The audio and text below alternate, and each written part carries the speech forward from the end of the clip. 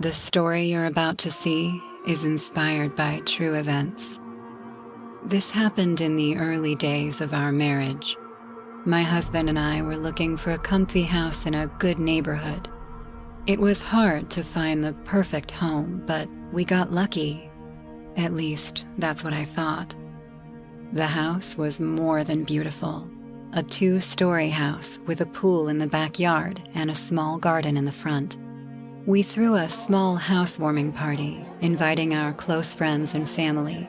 My husband, Marlon, loves taking videos and pictures at any social events. That day, too, he roamed around the backyard, holding his camera and recording all the guests. Everyone danced, got drunk, and played volleyball in the pool. Marlon and I were sitting in the corner, watching everyone feel so happy. He kissed me on the forehead. We were excited about our new life together. My friends forced Marlon to carry me inside the house. Marlon did, and my brother took a video of us. We all had dinner after that, and everyone left. I changed into my pajamas, and we called it a night. The next morning, when I woke up, I saw Marlon's note stuck to the bedstand. Didn't want to wake you up. I had breakfast. I'll see you at dinner. Love. Take care. A smile came to my face, and I got down from the bed. I went to the kitchen, made some bread, bacon, and eggs, and poured a glass of orange juice, then sat down on the couch to eat. The house felt so quiet. It was morning, and I could see the birds flying in the sky from the window, but I couldn't hear them. The house felt like a different world altogether. Suddenly, I heard a low thud in the bedroom. I went to check and found Marlon's camera on the floor. It must have fallen off the bedstand. I went back to the couch and started playing the videos of our party. At one point, the house entering moment popped up, and I played it. Marlon was carrying me in his arms, and I was laughing. The door of the house was open behind us, and suddenly, a close shiver ran down my spine. I paused the video and rewound it a little. And there it was, a weird-looking woman figure peeking behind the door, and then it disappeared in a wink. It looked very creepy because her hairs were like sharp needles and her eyes were glowing in the dark. Suddenly, the window opened on its own and a gust of wind blew into the house. I ran to close the window and saw big, dark clouds in the sky.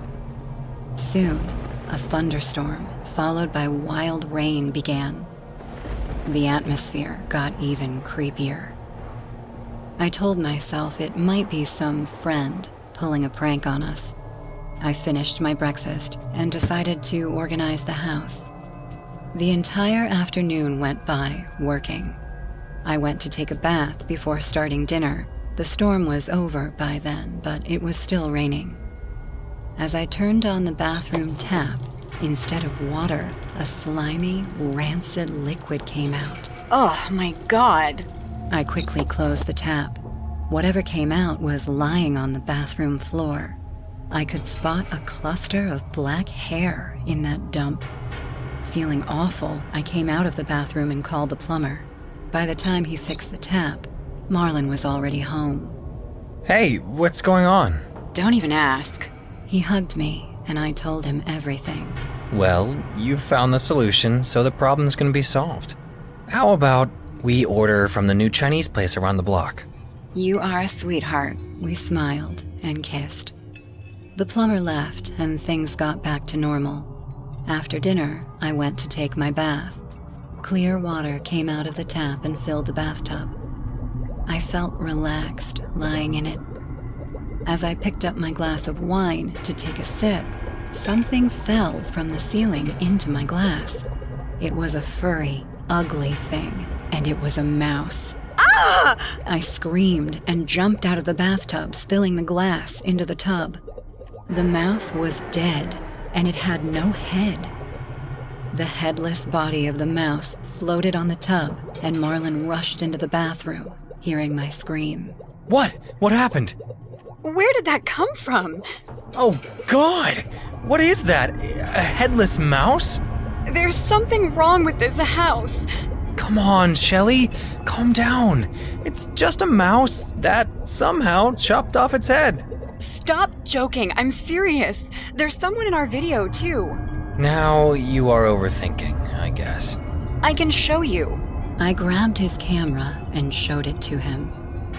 Marlon wrote it off, saying it was someone at the party, and we fought, and I decided to sleep on the couch. It was probably around 2 or 3 a.m. when I felt pressure on my neck. As I opened my eyes, I saw Marlon standing next to the couch, holding a knife in one hand and choking me with the other. His eyes were white, like he was possessed by something evil. I gagged and screamed. Marlon! Marlon! He woke up from the trance and let me go immediately. He was shocked to notice a knife in his hand. I started crying. What were you? You were trying to kill me? No, what the? How did I get here? Before I could explain, a demonic low growl took place. And I did not doubt that the sound came from my dear husband, Marlon. His body language changed in a wink. He became still, facing the ground. He started breathing heavily while making that repressed growl. Marlon, what is happening to you? I got up from the couch and slowly backed toward the main door when a shadowy woman figure rushed out of Marlon's body and came running at me. Her eyes were glowing in the dark and her hairs were sharp like needles. I saw Marlon collapse on the floor and the shadow passed through me before I could even move a step. I felt excruciating pain all over my body. Blood came out of my nose as if some vein had popped inside my brain. Marlon was gagging while his body trembled in shock. I somehow walked to him and called out to him. After 10 minutes or so, he finally woke up. It felt like we had both survived a near-death experience. We left the house and went to stay with Marlon's parents, who lived close by. The next morning, when we came back for our stuff, we found the house in a mess. Everything was broken, shattered, torn into pieces like a tornado had gone through here. We left the house with whatever was remaining of our stuff and called the bank. The house came to us through a bank auction, so we never knew anything about its history. What the bank told us still gives me nightmares. The house was built by a man named Dalton Canick, who lived there with his wife, Paris. Paris was a suspicious woman with extreme anxiety. She would always think her husband was having an affair. The suspicion grew into an obsession, and one night, Paris murdered her husband in that house. When the cops came to arrest her, she had slit her wrists in that bathtub. Marlon wanted to sue the bank for false information, but I stopped him. The bank got us a new house, bigger than that one, at the same price as the concession. We are quite happy here, but whenever I think about that night and that shadowy figure, I get panic attacks. The fact that the evil entity of Paris won't allow any married couple to live in that house happily scares me to sleep. I hope no one ever buys that house.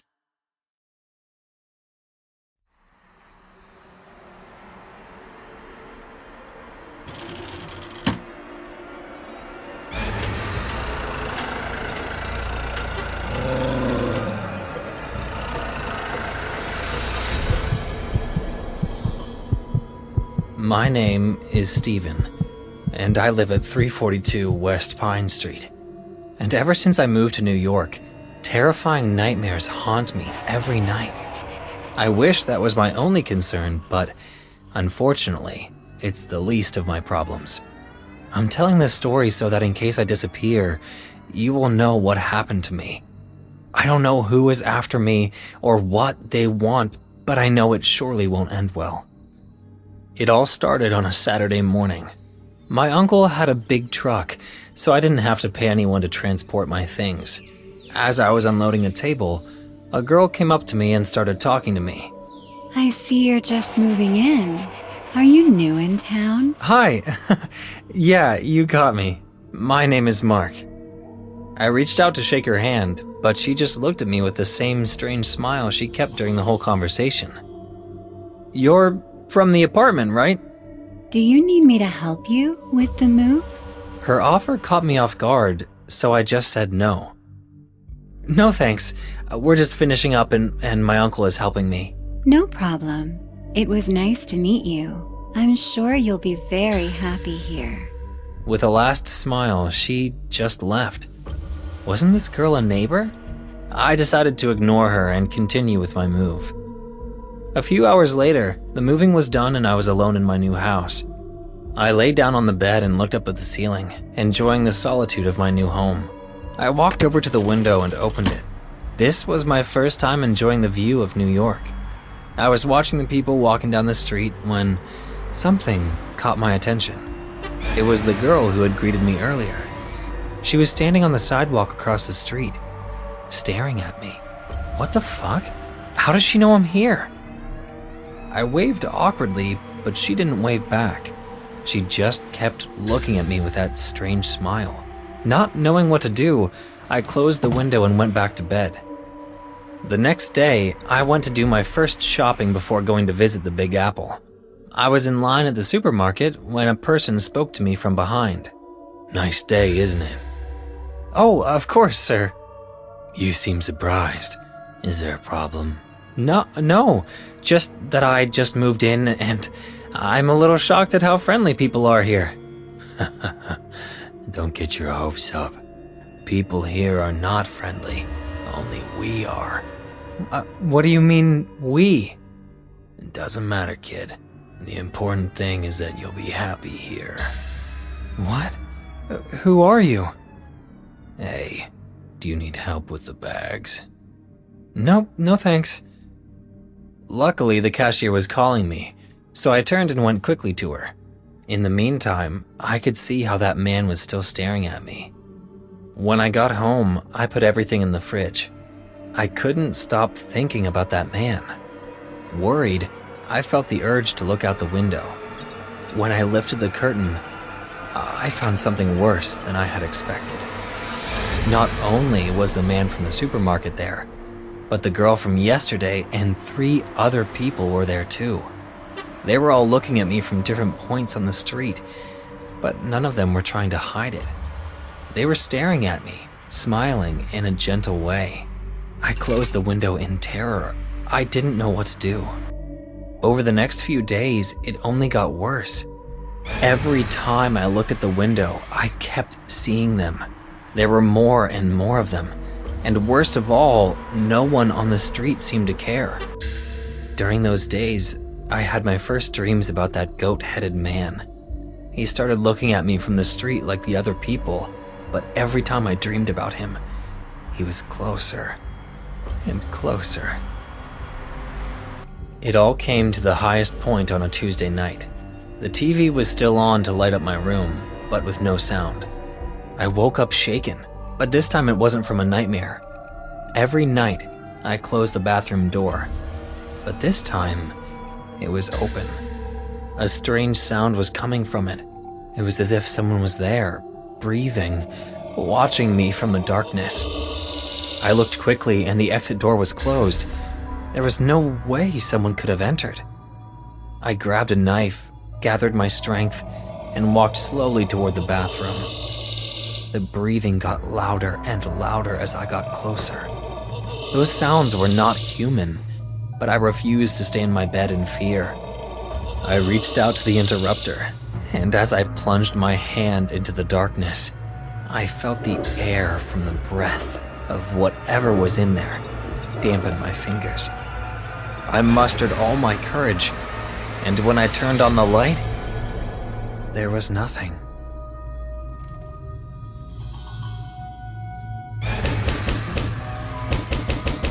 My little peace was interrupted when someone knocked on the door.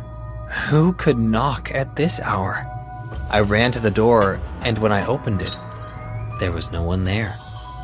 I was about to go back into my room, but when I turned around, my suspicions were confirmed. That night, I was not alone. Someone had drawn a cross on my door. The next day, I went to the police, but they didn't give too much importance to what happened, as it could have been someone from my building just committing an act of vandalism. I was on my way back from the police station, desperate, until I heard her voice again. Hey, you look sad. Do you need help with something? It was the girl I had talked to when I was unloading my things. It's you. Get away from my house, you sick fuck. Desperate and in tears, I grabbed her by her shirt. What the hell do you want from me? Leave me alone. Don't worry. You're getting closer and closer. Soon, you will be happy.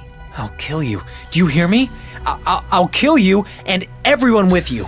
Sir, you're hurting me. Could you let me go? I don't even know you.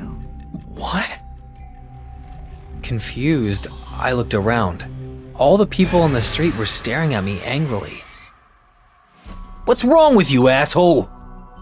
Before I could explain myself, a big crowd of people were punching and kicking me on the ground. As I curled up and covered myself from the blows, I could see the girl look at me with a gentle smile and walk away. When I was finally able to leave, I went back to my house. When I entered, I smelled a foul odor, but I checked and no one had come in, nor did I have any rotten food. I didn't go to the bathroom to check my wounds. I sat down on the floor and felt something in my pants. When I looked to see what it was, I found the hoof of a goat. I was sure that girl had placed it in my pocket. I threw it violently against the wall and I just cried. I had no money to rent another place. I thought about going to my family, but I knew these people would follow me and I didn't want to involve them. I was at their mercy, and there was absolutely nothing I could do.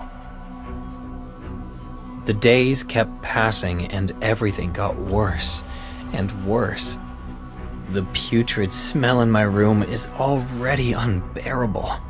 The dreams are getting worse and worse, and I don't even look out the window anymore, because I know that I will see at least 10 people looking at me. For some reason, the internet hasn't been working for days, and I'm very hungry, but I don't want to leave my room. I feel that something here is taking all the energy out of me and won't let me leave. There is no hope for me anymore. The only thing left for me to do is pray that this ends as soon as possible.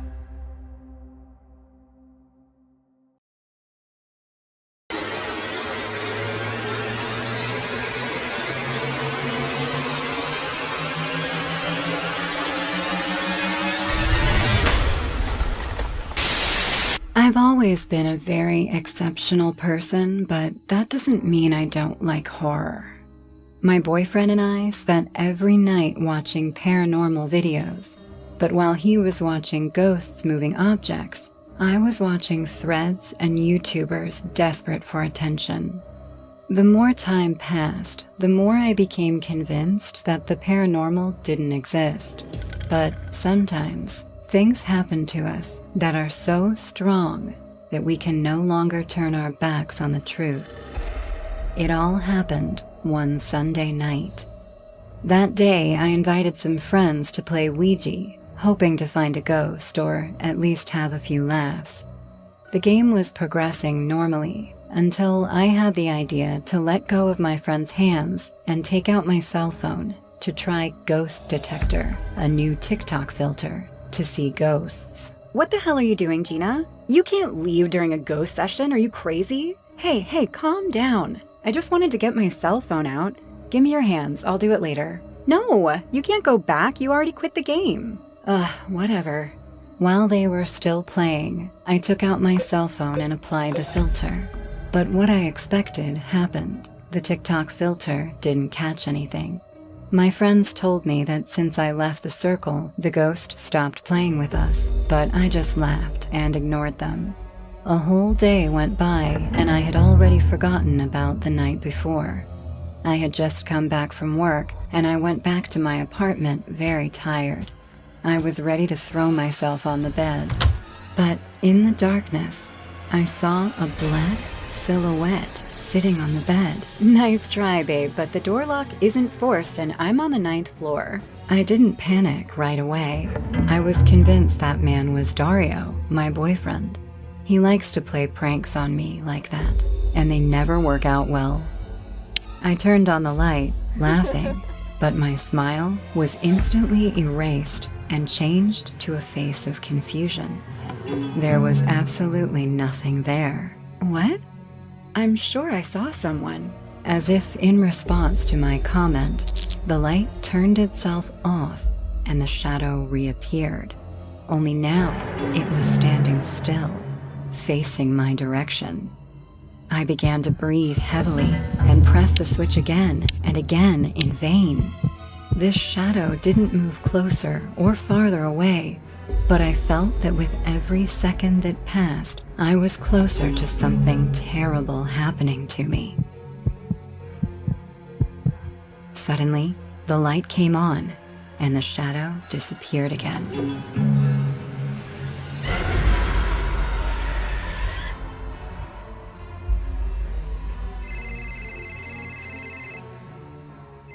For fuck's sake, Dario!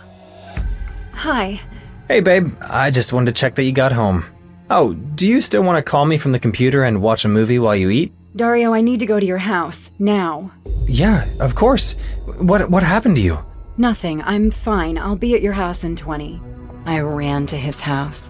It was already dark, but for some reason, I felt safer running in the street than in my own house. When I met him, I explained everything. He didn't seem to believe me, but we spent the night together at his house, and we didn't talk about it anymore. The next day, I didn't have to work, so I decided that I was going to go back to my house when he went to work. Are you sure about this, babe? You can stay with me for as many nights as you want. If not, I can come with you. No, I want to go back alone. Sooner or later, you'll have to leave, and I can't let that fear get the better of me. But if there's something there... There's nothing there. I just got scared because of last night, and my head did the rest. Yesterday, you seemed very convinced. Do you think there are ghosts? I don't know. I'm not as skeptical as you are, and you know that. Relax, babe. I'll be fine. I just have to be in a different mindset. When Dario left, I walked him to work and went back to my house. Part of me expected to find furniture destroyed, chairs flying, and a ghost waiting for me. But when I turned on the light, everything was just as I left it. I turned the light on and off, but nothing was there, so I relaxed and let the day go by. I threw myself into bed, very sleepy, and started watching TikTok videos to pass the time. After a while, I closed my eyes, but when I opened them again, something was wrong. My body stopped working. No matter how hard I tried, I couldn't move. As I tried to regain control of my body, I saw a shadow slowly approaching me. Its steps were slow and intimidating. I made a desperate effort to move, but nothing worked. I was at the mercy of the shadow. Suddenly, a loud noise sounded, and the shadow pointed its face toward it. It was my cell phone, which was on top of me with the TikTok screen glowing. Suddenly, I woke up from the worst sleep paralysis I had ever had in my life. Fuck! I haven't had sleep paralysis for 10 fucking years! Why does it have to come back right now? Looking at the cell phone, TikTok was open. At that moment, I guessed that a loud video had played and had just snapped me out of my sleep paralysis. I took a deep breath, trying to calm down, and grabbed my cell phone to continue watching TikTok until, suddenly, a terrible idea occurred to me. I was sure that everything that was happening was a product of my imagination, and I needed to check it out. I went to the TikTok option to make videos and searched for the ghost detector filter. When the filter was applied, the camera was still pointed at my bed, so I pulled it up. As I looked at the cell phone screen, I couldn't believe my eyes. The filter had covered the whole house with human figures. There were at least 20 figures. With my hand shaking, I closed TikTok and opened it again. This had to be a mistake. It couldn't be real. I opened the application and looked at the screen again. As if my scream had awakened something in the house, the lights went out from 1 second to the next. I wanted to get up and run, but something grabbed me by the hair and started dragging me all over the house, throwing me against all the walls. I managed to stand up and run to the door, and as I opened it, I felt a stabbing pain violently running down my back. I opened the door and ran desperately toward Dario's house. I entered, terrified. I still had his keys in my pocket. I cried disconsolately on my way to the bathroom to see what was causing so much pain in my back. When I looked at my back in the mirror, I discovered a huge scratch that was tearing my shirt and running down my back. When Dario came home from work, I told him everything. And when he saw that huge, inhuman scratch, he believed me. I never set foot in that house again. Dario went with his friends during the day to pick up my things.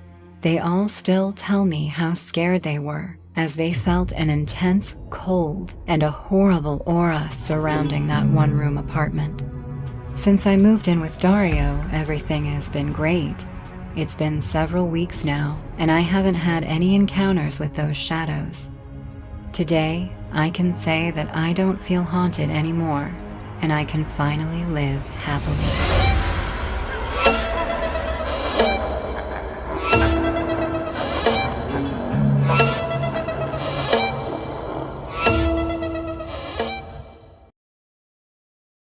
Visiting New York City was always a dream of mine, and I accomplished that dream some months ago. The flight from Stockholm was a long one, but as soon as the immense city's skyline came into view beneath me, I knew it was worth it, and the butterflies in my stomach took full flight. What would I do first? Go to the Empire State Building? Walk around Central Park?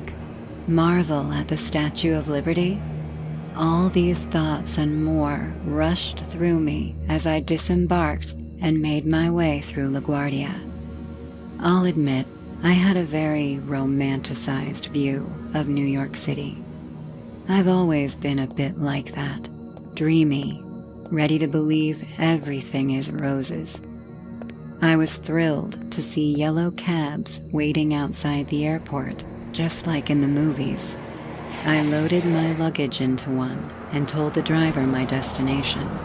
I wanted to travel on a certain budget, so I booked a hostel to save some money. Where are you from? The driver asked as we pulled out. Sweden. Where? Sweden? You've not heard of it? I saw him eye me in the rearview mirror, then smile. I can't say I have, ma'am. It's fine. It was odd enough to know that the man hadn't heard about Sweden. And what was odder was the way he was constantly looking at me through the rearview mirror. He wasn't smiling or giving any expression. His blank face started to creep me out a bit. But once I entered the city, my nerves calmed down. So many people roaming the streets. New York's reputation precedes it. The famous song, New York, kept ringing in my ears. New York, concrete jungle where dreams are made of. My eyes dazzled, seeing the city so alive. I was on cloud 9, picturing the exciting experience coming my way. But the feeling didn't dawdle for more than 5 minutes. As soon as we passed the first traffic signal, the driver suddenly took up speed. Hey, what's going on? He totally ignored me and took a sharp left turn and then right and entered a dingy alley. He stopped the car and I realized I was about to be in big trouble. I immediately reached for the door, but the man took out a small bottle filled with a colorless liquid and sprayed it right onto my face. My vision began to blur slowly. A sick smile appeared on the man's face as he saw me fainting.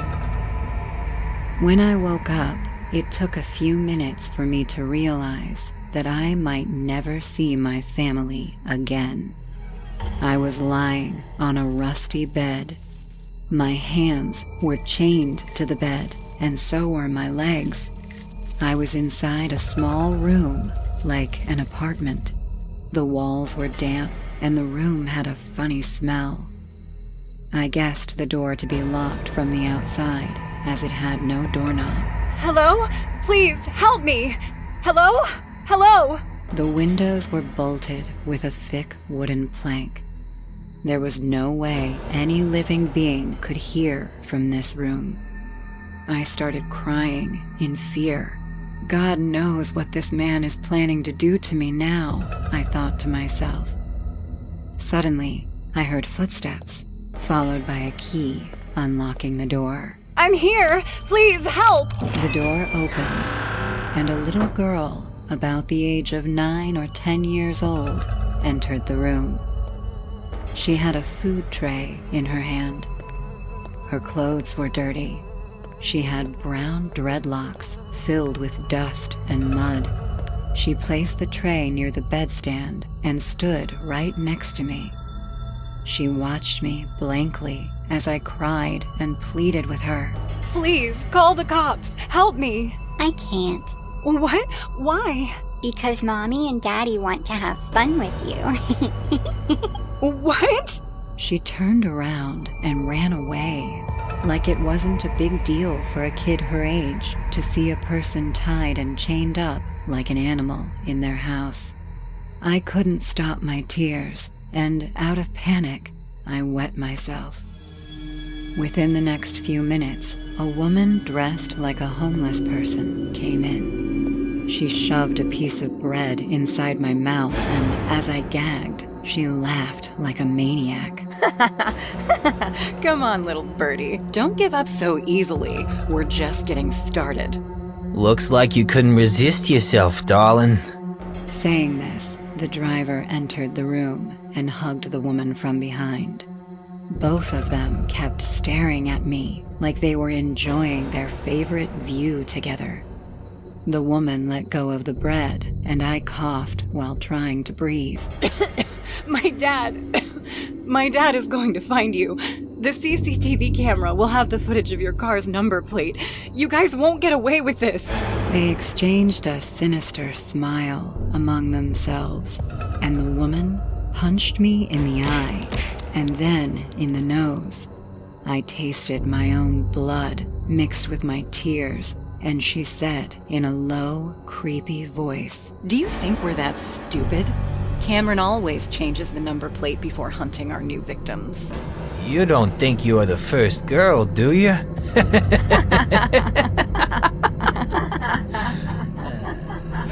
They both laughed in their twisted joy, and then began to walk out of the room. The woman turned back one more time and said, We're going to have to buy some toys for you, darling. Then the three of us can have some fun. They closed the door behind me, and my hope of being free again started to die. I heard a big door closing, followed by a conversation between that woman and the girl. Daddy and I will be back soon. Till then, keep an eye on her, okay? Yes, Mommy, I will. Just like I did for Lucy. Oh, that's my girl. Oh my God. This family is fucking insane. Even that little kid is a psychopath, raised by two bigger psychos. After the couple left, the girl came into my room. She stood right next to the bed and checked me out from tip to toe. Her blue, glassy eyes saw through my soul. She then raised her dirt-filled small fingers and touched the locket on my neck. I love this. What is this? It's... my mom gave it to me when I was your age. Do you want it? Her eyes widened, hearing the words she was thinking. She nodded her head, and an idea came to my mind. Okay, you can have it. Just untie my hands so I can take it off. But Hey, do you want it or not? I want it. Then untie my hands. Go on, sweetheart. She thought something for a few seconds, and then untied my hands one by one. As soon as my hands were free, I grabbed her and tied both of her hands to the bed. I freed my legs and got up from the bed in one jump. The girl didn't scream, didn't say a single word, until I turned back at her before getting the hell out of that house. What she said still gives me goosebumps. You're the first one to get out. I went to the cops wearing my tattered jeans and a t-shirt with my bloodstains on it. I returned to the house with the cops, but the family was gone. They found 5 dead bodies of young girls in the dingy attic of that apartment. Those girls also came to New York as tourists. I don't know where that family is now, but if you 3 psychos are watching this, I hope you go to hell. I bought a new house. New to us, at least. The house is 60 years old and comes with all the wonderful trappings of an older home. Damaged walls, dirty closets, a leaky roof, and a group of mice. The thing that annoys me the most, though, is the growth chart of the previous residents' children. On the wall of the master bedroom closet are successive tick marks, in pen, not pencil, because they were horrible people who had no respect for their home. Each one was named and dated. Timothy, 1083. Krabby, 585. My husband entered and asked, Still staring at that, huh? Kind of. He came close to examine the wall. Huh. I thought the previous owner only had 2 kids. Yeah, she did. So? Well, why are there 3 names? What do you mean? David walked over and pointed to a tick mark. It was one of the shortest ones, only a few feet off the ground, marked not with Timothy or Krabby, but the name Noah. I scanned the rest of the marks, but there was no other mark for Noah, just the one. Huh, that's weird. Maybe they had a child that died young. Oh no, it's probably not that. Probably a friend just wanted to be measured or something. Maybe. I already felt badly for the previous owner. She was an older woman, or so we heard, and this house had been in foreclosure when we bought it. Had she lost a child, in addition to a home? Over the coming days, the tick marks weighed on my mind, not only because of the tragedy. David and I were in the midst of trying to conceive our first child, and the tick marks felt like a cruel mockery of how long it was taking. And so, every time I opened the closet to get dressed, my eyes shot down to that one tick mark, Noah. Sometimes I'd be depressed about not being pregnant. Can we paint the closet? Yeah, I guess. But, it'd be better to do that in a few months when I'm off, or... Please, it's really bothering me. He sighed. Okay, sure. So, we picked up the paint, a beautiful blue color, like the color of the sky in the morning. The next day, after breakfast, I went back up to the bedroom and began emptying the closet. I was halfway through my rack when I saw it. A little bit of red cloth poked out from all the business grays and whites of my wardrobe. I pushed apart the hangers. What? On the rack hung a kid's outfit, a red shirt and denim overalls. It looked old, but not old in a worn way. It was crisp and clean, but the denim was faded, and the style of the shirt looked dated. "David?" I asked. He turned from his clothes, an old t-shirt hooked on his arm. What? "What's this?" Huh. I have no idea. Maybe the owners left it here? I'm pretty sure the closet was empty when we moved in. Maybe we missed it. I think I would have noticed it. Okay, well, either way, I'll just go throw it out. I tried to forget about it. We got busy painting the house. I waited a few days to put my clothes back. I didn't want them all to smell like paint. It was on Wednesday, and with clothes on my arm, I swung the door open and froze. There, at the end of the closet where the tick marks used to be, only one remained. Noah, 1079. The others were completely gone, painted over, but that one remained as if it had bled right through the coats of paint. David! He was there in seconds. Are you okay? Carrie! The mark, it's still there. I guess I missed a spot. I'm sorry, I'll touch it up right now. We were in deep sleep that night when I woke up hearing a creaking noise. I glanced at my phone and saw it was 3:33 a.m. And then I noticed the closet. The doors were open, just a few inches, but it was open and I could see the slice of pitch black among the shadows across the bedroom. Didn't we close it? I started to sweat in fear. Something about it didn't feel right at all. I slowly got out of bed, walked across the room, and the wooden floor creaked a little. I turned on the lights and yanked the doors open. My heart dropped. All over the walls, the name Noah was scrawled across the fresh paint in frenzied strokes of the pen. Noah, Noah, Noah, stretching up to the ceiling and down to the floor. I leapt back from the closet and began to scream. We need to call the police. Someone's been in here. Just calm down. Calm down? Someone broke in and wrote all over our fucking wall. David squeezed my hand. I'm gonna go get you a cup of water, okay? What? Do you think I'm making it up? Go look in there for yourself. He didn't reply. He just got up from bed and started for the stairs. And then it happened. In the corner of my eye, I saw the clothing move. The row of dark blazers on the right, just a soft rustle a few feet off the ground, like a child was moving through them. I grabbed the closet door, slammed it shut, and retreated to the bed, shaking, terrified. David! I finally screamed.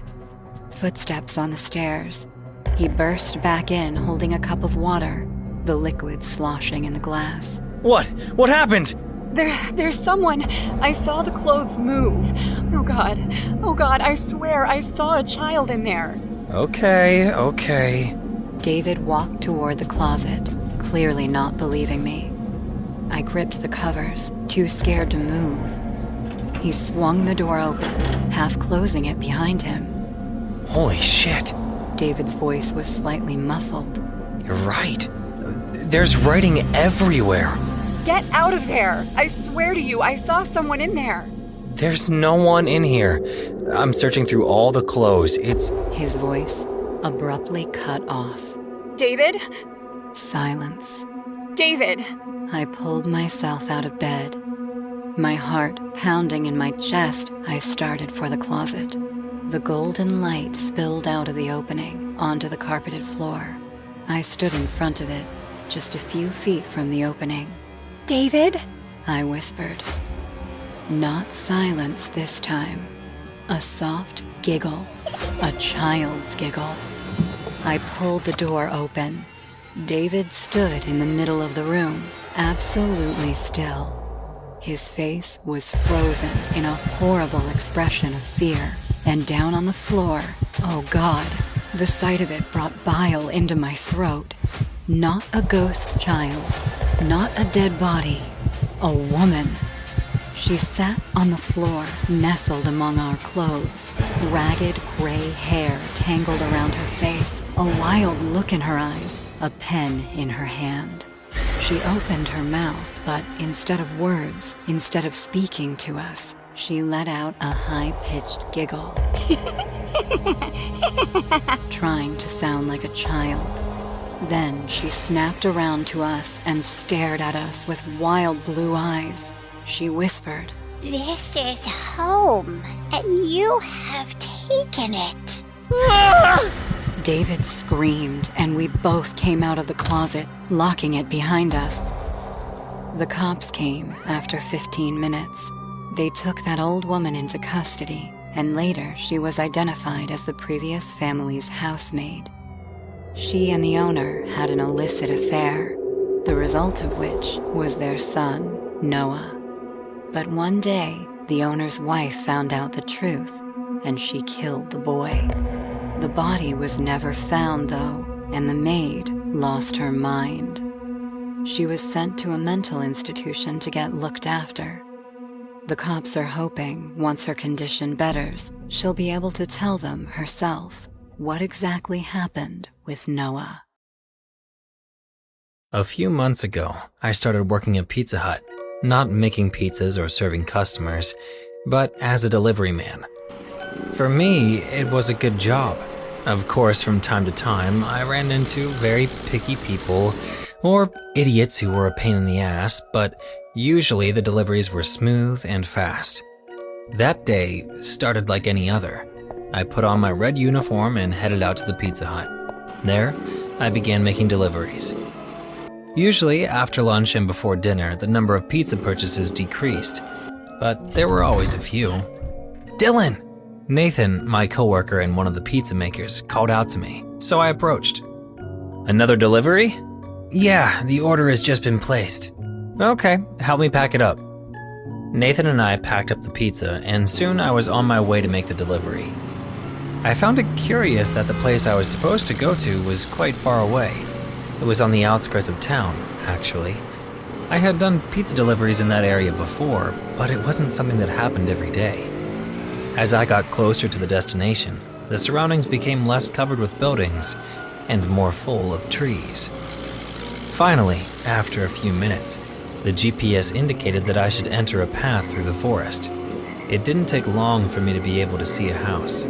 At first, it looked like a normal, small, and even cozy one, but I soon changed my mind.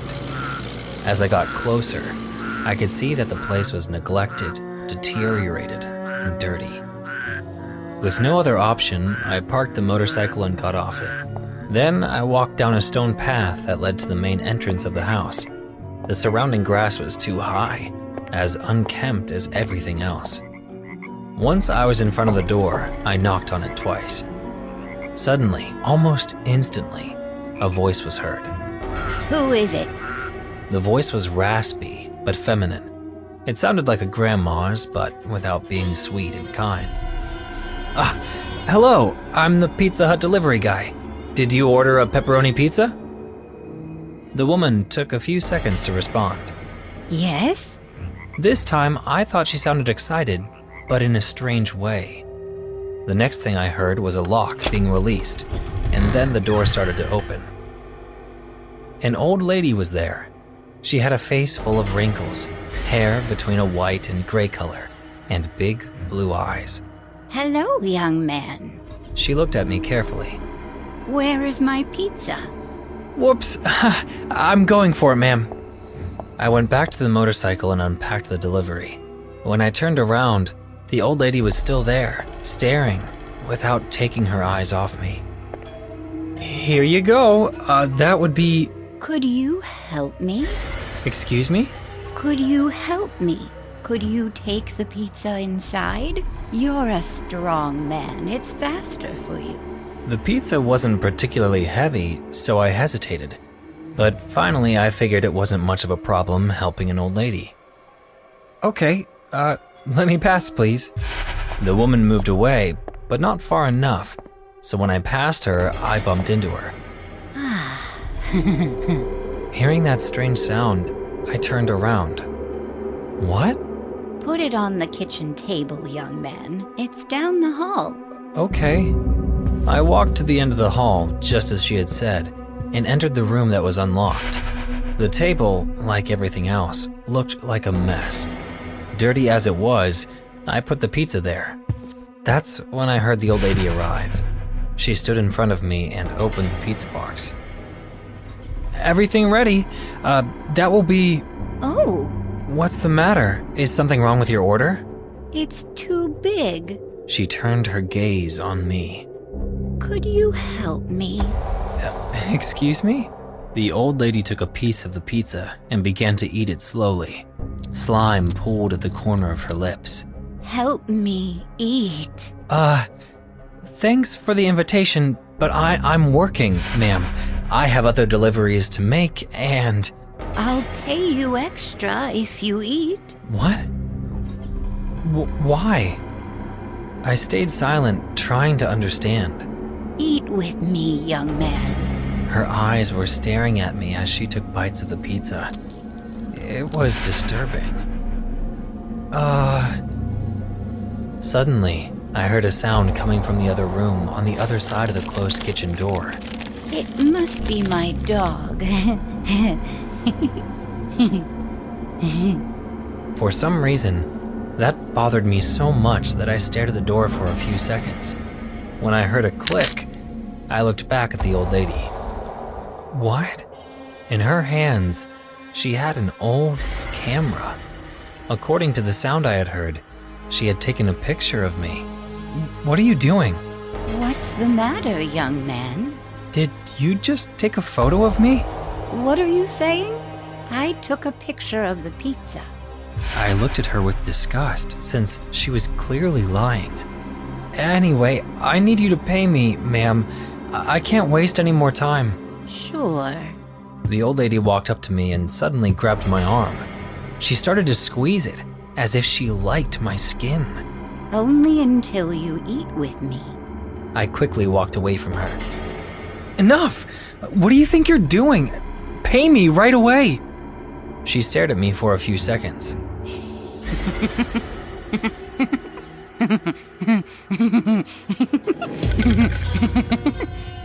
That was the straw that broke the glass. Scared and unsettled enough, I decided I didn't mind having to pay for the pizza myself, but I was gonna get the hell out of there. I'm leaving. I walked back to the front door. On the way, I noticed something. On the old lady's furniture, there were framed photos of young men. They seemed too improvised, just like the one she had taken of me. So I flinched. When I got to the door, I tried to open it, but it was locked. So I yelled, "Why is it locked?" I'm coming, young man. I waited for the old woman to arrive. When she did, she didn't even ask me to step aside so she could open the door. It seemed like she'd rather bump into me. Done. You can go now. Without waiting any longer, I opened the door and walked out. But before I could get far enough away, I heard. I love you. I started to run to the motorcycle, jumped on it, started it, and got out of there as fast as I could. Back at Pizza Hut, I arrived hyperventilating. "Dylan, are you okay? You're so pale, man." Without answering, I looked at the arm she had grabbed. I could still feel her hand pressing down and even hear the last thing she had said to me. I was grossed out. I got hospitalized 2 weeks before my prom. The doctor said I needed an immediate kidney transplant. My mom and dad thought they almost lost me, but lucky enough, I got matched with a donor, and the operation was successful too. Even though I got my life back, it left me with a huge scar on my stomach. It was a major operation, and I was strictly prescribed to move in a wheelchair. Just when I was thinking to ask Marcus for prom, all my dreams shattered into pieces. I was crying while lying on the hospital bed a day before discharge, thinking I'm going to miss my prom, because clearly, who wants to take a girl in a wheelchair as their prom date, right? That's when I met Phil. He was a total stranger, passing by my room when our eyes met, and he stopped right outside the door. Hey, are you alright? I'm crying in a hospital bed. Do you think I'm all right?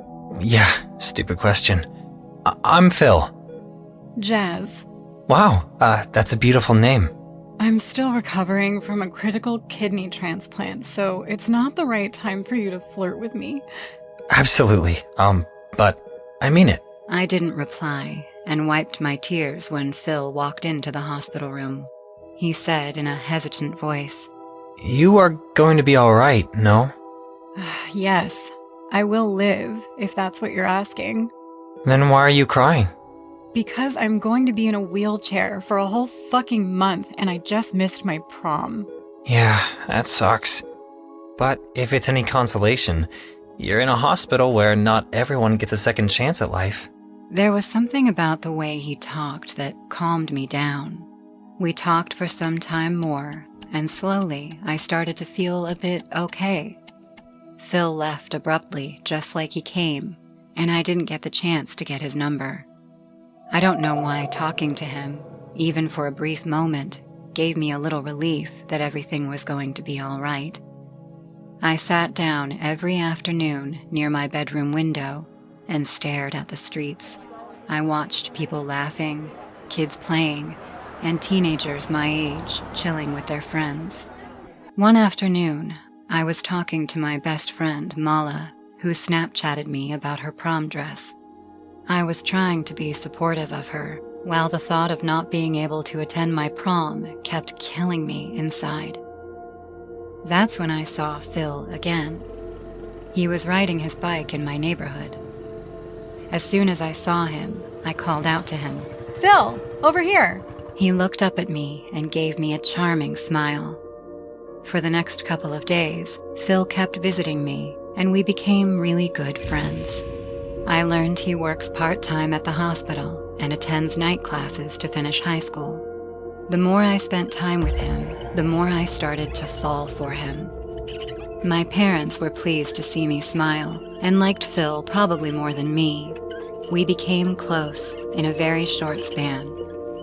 He would have dinner with us. He took me to the parks for a stroll.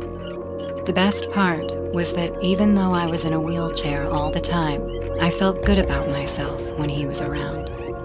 One night, my mom invited him over to have dinner with us.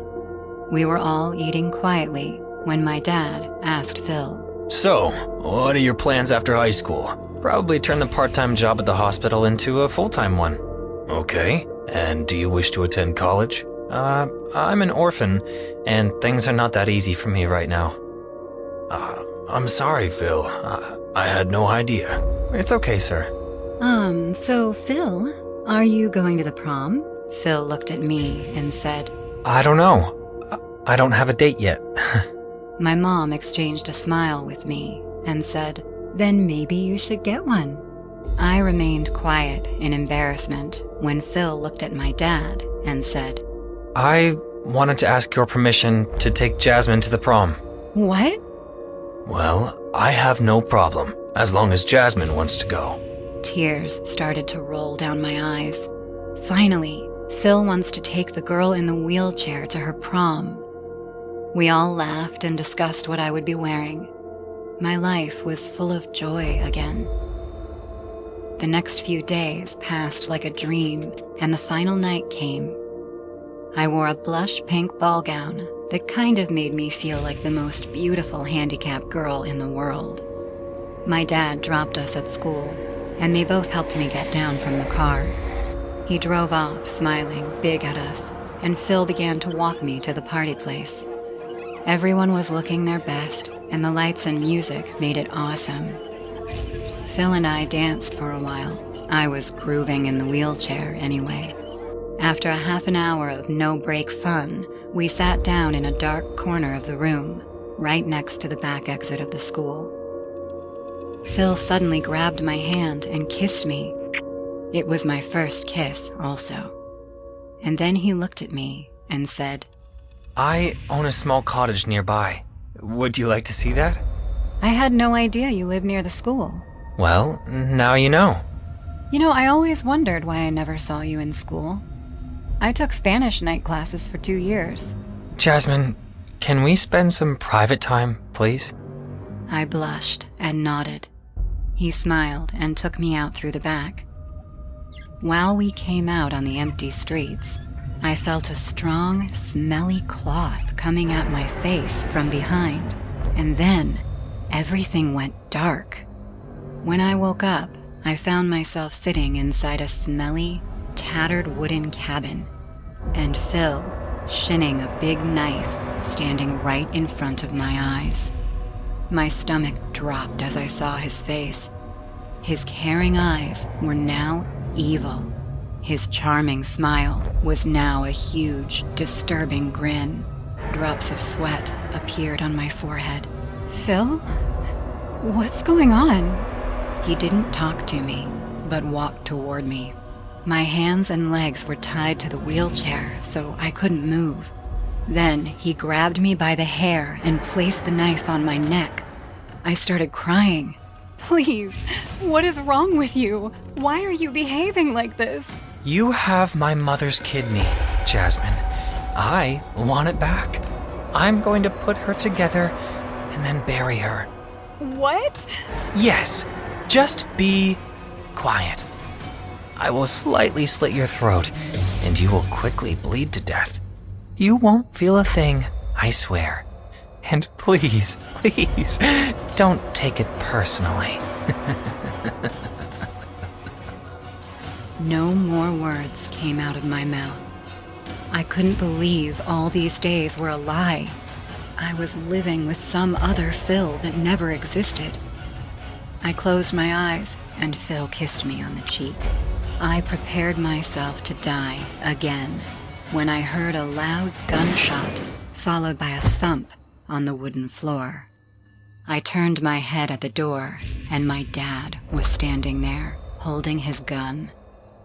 My dad works for the FBI, and this is something we are prohibited from telling anyone, so obviously, Phil didn't know it either. I was saved, again. My dad had found Phil's phone in his car after reaching home.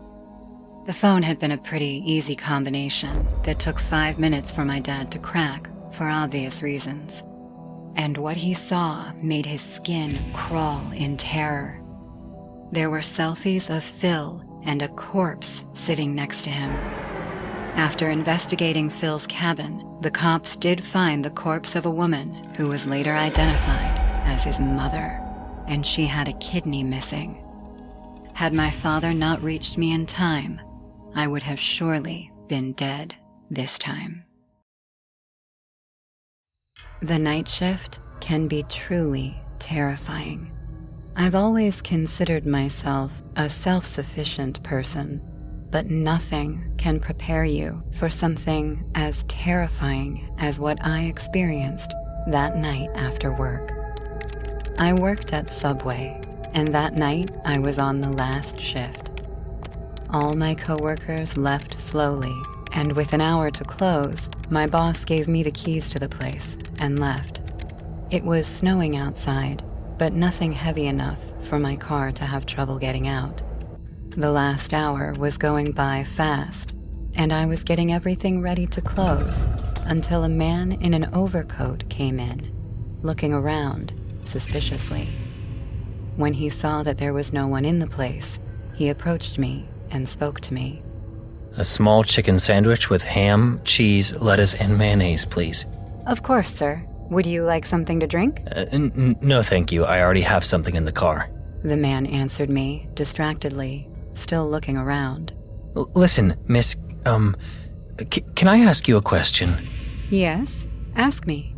Look, my name is Rupert Miller. I'm a private detective. Have you seen anyone suspicious throughout the night? Other than you, no. I said, laughing, thinking he was joking. In response, Rupert just smiled, but immediately returned to speaking to me in a serious tone. Look, miss, you should close the restaurant as soon as possible and leave.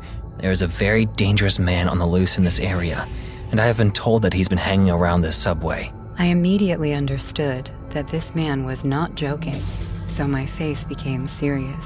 Oh no, I was just about to close. Perfect. Don't worry, I'll do a few laps around the neighborhood, but I'll definitely keep a closer eye on this place. Thank you. Rupert paid for his order and just walked away. I watched through the windows of the entrance as he started his car and drove off, leaving me alone in the store.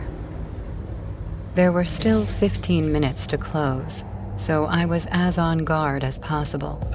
Luckily, I only attended to one couple and a small group of teenagers, none of whom looked suspicious. When it was time to close, I was a little more relieved. I closed the cash register and started to clear the tables, but something interrupted me. The power went out. A power outage now? You've got to be kidding me. Startled, my eyes adjusted to the little light coming in from the street. I stopped cleaning and decided to go back. I could explain everything that happened to my manager the next day. I went to get my bag from the back, but something interrupted me halfway. For just a small moment, a shadow was passing by the window of the drive-thru. I remembered Rupert's words and quickly ran to the front door with keys in hand. I closed the door in desperation, and as I put my key in, a figure appeared from outside, running at full speed. I barely turned the key when there was a man standing at the door in front of me.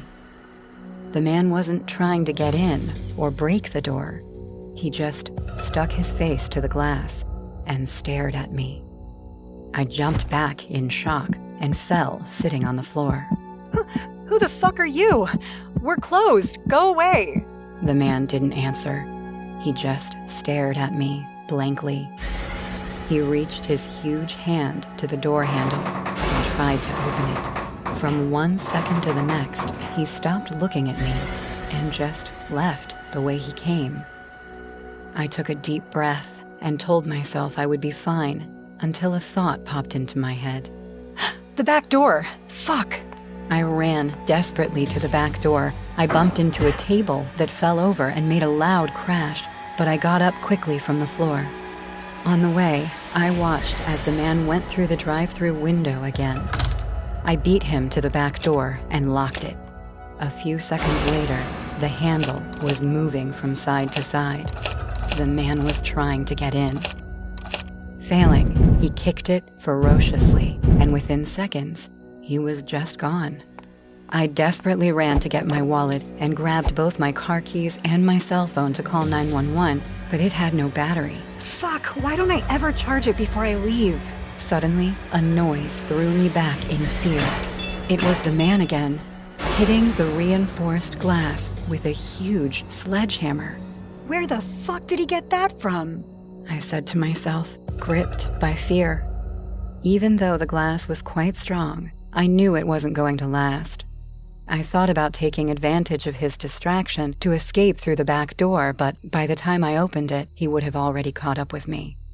My only escape was to go through the roof, but I didn't have time to bring the stairs down.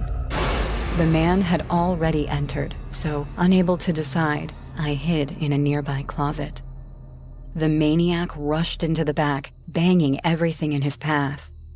The back door still had the keys in it, so he knew I was inside. Please don't find me, please don't find me, please don't find me. All I could do in that situation was cry and panic. When the man entered the changing room where I was, he hit several lockers with his sledgehammer. I kept praying he wouldn't get to mine, but it was in vain. The man hit my locker with all his strength, and even though I kept quiet and he didn't know I was there, the impact of the sledgehammer reached my stomach, and a part of the door was nailed to the side of my waist. I avoided screaming in pain with all my strength, and when he went to the bathrooms, I took the opportunity to leave. With great effort and pain, I lowered the stairs from the roof and climbed up. The first thing I saw from up there was a body with its head blown off and blood around it. It was the detective, who seemed to have been knocked to the ground and executed with the sledgehammer. Oh my God, no! From up there, I could see my car, my only possible escape.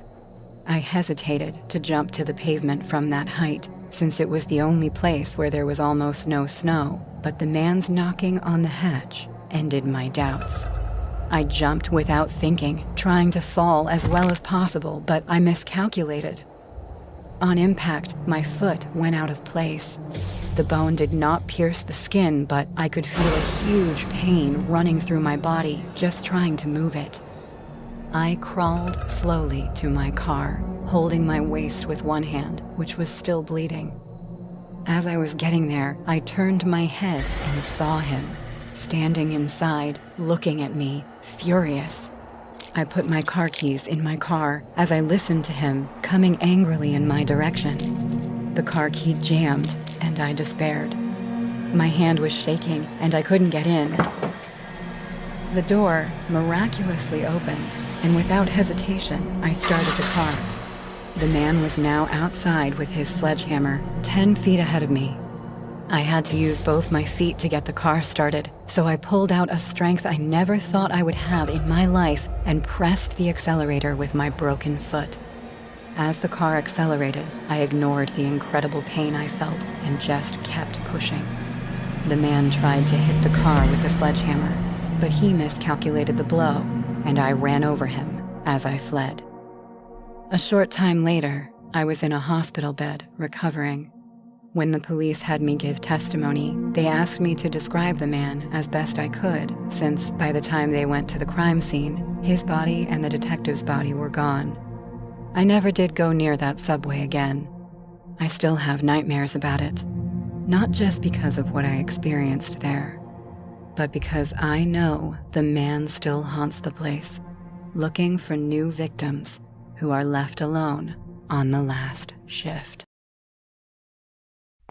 It was a Wednesday night, late in September, and I'd just gotten in from a lengthy business trip. I arrived home to find my wife laid up in bed with a terrible migraine headache, and my children sitting on the couch, wrapped up in a heated game of trivia on the PlayStation. I stood there in silence, staring at the stove and listening to the quiet hum of the refrigerator, trying to decide what to make for dinner. Cooking was the last thing I felt like doing. With my wife sick in bed and the kids getting along, I decided my best bet was just to run out and grab some food for the family. A handful of fast food joints was about our only choice. My daughter asked for chicken wings. I was up for anything as long as I could get everyone's food at the same place. So I decided to drive out to Popeyes, which was only 2 blocks away. I pulled into the parking lot, slipping my truck into one of the 3 remaining open parking spots. There were 12 spots in the little shared parking lot. That seemed pretty busy for a Wednesday night. I got out from behind the wheel and walked into the restaurant. When I stepped to the counter, the familiar face of a pretty young Asian woman smiled at me and said, Welcome to Popeyes. May I take your order, sir? I looked at the menu board hanging above and said, 2 ghost pepper wings, 3 beans and rice, 3 mashed potatoes, and 2 cinnamon apple pies. Okay, just 1 minute. I'll get the order, she stated, slipping out of view into the kitchen behind me. As I stood waiting at the counter, I heard the front door open behind me. An old woman, hunched at the shoulders with stringy white hair that hung loosely around her face, walked through the door. She wore a white blouse and dark slacks, pulled high on her waist and cinched tight over her belly button. Her face was pale, the skin wrinkled and matching the veiny flesh that pulled against long, bony fingers on her hands with creepy fingernails. Her eyes were sunken and dark. Hers was a face I did not recall seeing before, but it wasn't her face that caught my attention. It was the baby doll she was cradling in her left arm. Nothing really out of the ordinary about it, just a regular, run-of-the-mill doll with plastic limbs and an all-plastic head sewn onto a stuffed torso. Absent any clothing, the torso was just a stained, rather dingy white color. It wasn't the talking type, but just a standard, old, boring baby doll. And she was talking to it. Her eyeballs rolled in a very weird way as she started making funny faces at the doll, like what we do to make babies laugh. But in her case, the faces she was making could scare a child. Taking out her tongue while moving her hand over her nose, she was pulling off a freak show. I couldn't tell just what the old woman was saying to the doll as she stroked the plastic hair on its head with her long, pale finger. Her voice was lower than a whisper, very raspy and completely inaudible. Her lips moved slowly, as did the hand that rubbed the toy's forehead. The whole thing was a little off-putting, but I've seen the horrible effects of dementia on the elderly, so I passed it off and turned my attention back to the counter. I was just in time to see the young woman come out from the kitchen with 2 large bags of food. I quickly paid for my carryout, exchanged parting pleasantries with the checkout girl, and turned to leave the restaurant. As I began to pass the elderly woman, who still appeared to be comforting her doll, I stepped out toward my left to give her a little extra room. Grabbing the handle to the exit, I lurched backwards as the old woman's hand shot from the plastic toy's forehead and grabbed my forearm. With surprising strength, her cold fingers pressed into my skin.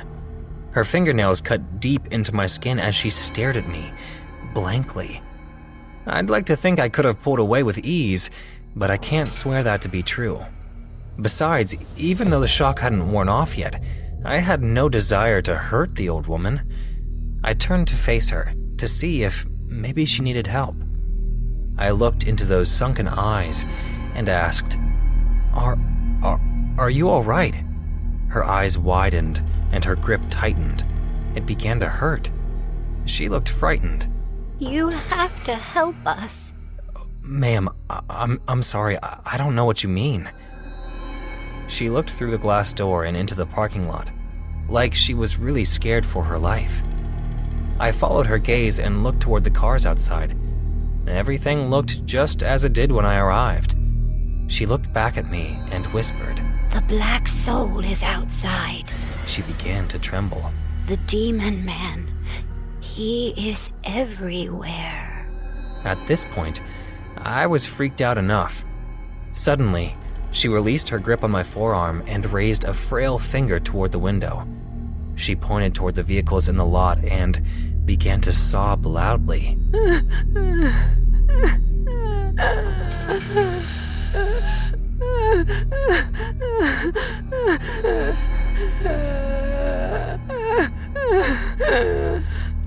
Ma'am, what is wrong with you?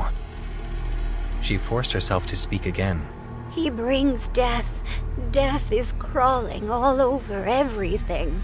At that moment, the door beside us opened, and an elderly man, sporting a neatly trimmed beard and leaning on a cane, stepped into the carryout. He moved forward slowly, taking the trembling woman's hand in his own before pulling it to his chest. It's okay, Ruby. Stay calm. Everything is okay. The gentleman then turned to me and then smiled warmly. I'm sorry, young man. She becomes confused on occasion these days. It's no trouble, sir, I replied, holding the door for the couple as he led her back into the parking lot. Heading out of the carryout myself, I kept one eye on the elderly pair's direction as I climbed into my pickup, setting the 2 bags of dinner in the passenger seat of the truck. I watched as the old man rubbed her shoulders gently, trying to soothe the frazzled woman, very much like she'd been doing with the baby doll.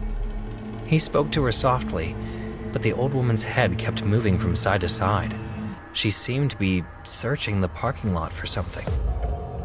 A little unnerved and ready for a bellyful of Popeye's chicken, I began to back up, staring into the rearview mirror and finally taking my eyes off the couple. That's when the screaming started. Don't make me go back in there. As the old man tried to get her into his car, the old woman turned frantic. I felt bad for the old couple, the poor guy taking care of his ailing wife at this age. But the woman didn't stop. Somehow the old man put her into the car, but she kept on yelling. The evil is everywhere in there. Saying this, the woman twisted the doll's head and broke it into 2 pieces. That was enough for me. A cold chill ran down my spine as I turned the truck away and pulled onto the street, nearly clipping a beat-up old Ford as it sped recklessly into the carry-out parking lot. It took me 15 minutes to get home. We all finally ate and went to bed, but I couldn't sleep at all. Whenever I closed my eyes, I could just picture that creepy woman making faces at me, like she was doing to her doll. I woke up with a massive headache and went to the kitchen. My wife was setting breakfast for me at the table. I asked her how she was feeling now, and amidst this chit-chat, I casually turned on the news channel. But as the screen flashed, my eyes got stuck on the television. Last night, an old man was found murdered in the parking lot of Popeye's food joint. He was found stabbed with a screwdriver to his neck inside his car with no one else around. After inquiring to the employees at Popeye's, the cops discovered the old man was trying to take an old lady home who seemed mentally unstable. They suspected the lady stabbed him in her poor mental state, but as they searched the house of this couple, a shocking revelation took place. The cops found the old lady in the house when they went to check the man's property. They also found a hidden room in the basement with chains, handcuffs, and other torture devices. It looks like this old man abducted his crush a long time ago and kept her captive in his house all these years. The torture and sickening treatment that were done to this woman for all these years took a toll on her mental health. When the cops took her to the station, she only said 3 spine-chilling words: "I'm free now." The FBI has taken over this investigation. They are trying to find out the true identity of this man and the woman. More on this will be provided with the unfolding of the ongoing investigation. I dropped the coffee cup and it shattered into pieces. My wife came rushing, thinking I was about to get a heart attack or something. Couldn't blame her though, because as soon as I heard the news, my face turned pale. I couldn't even feel my legs for a few moments. I told my wife everything that happened last night at the Popeyes. Now it makes complete sense to me what the old woman was saying in there. She was talking about this old man who kept her prisoner for God knows how many years.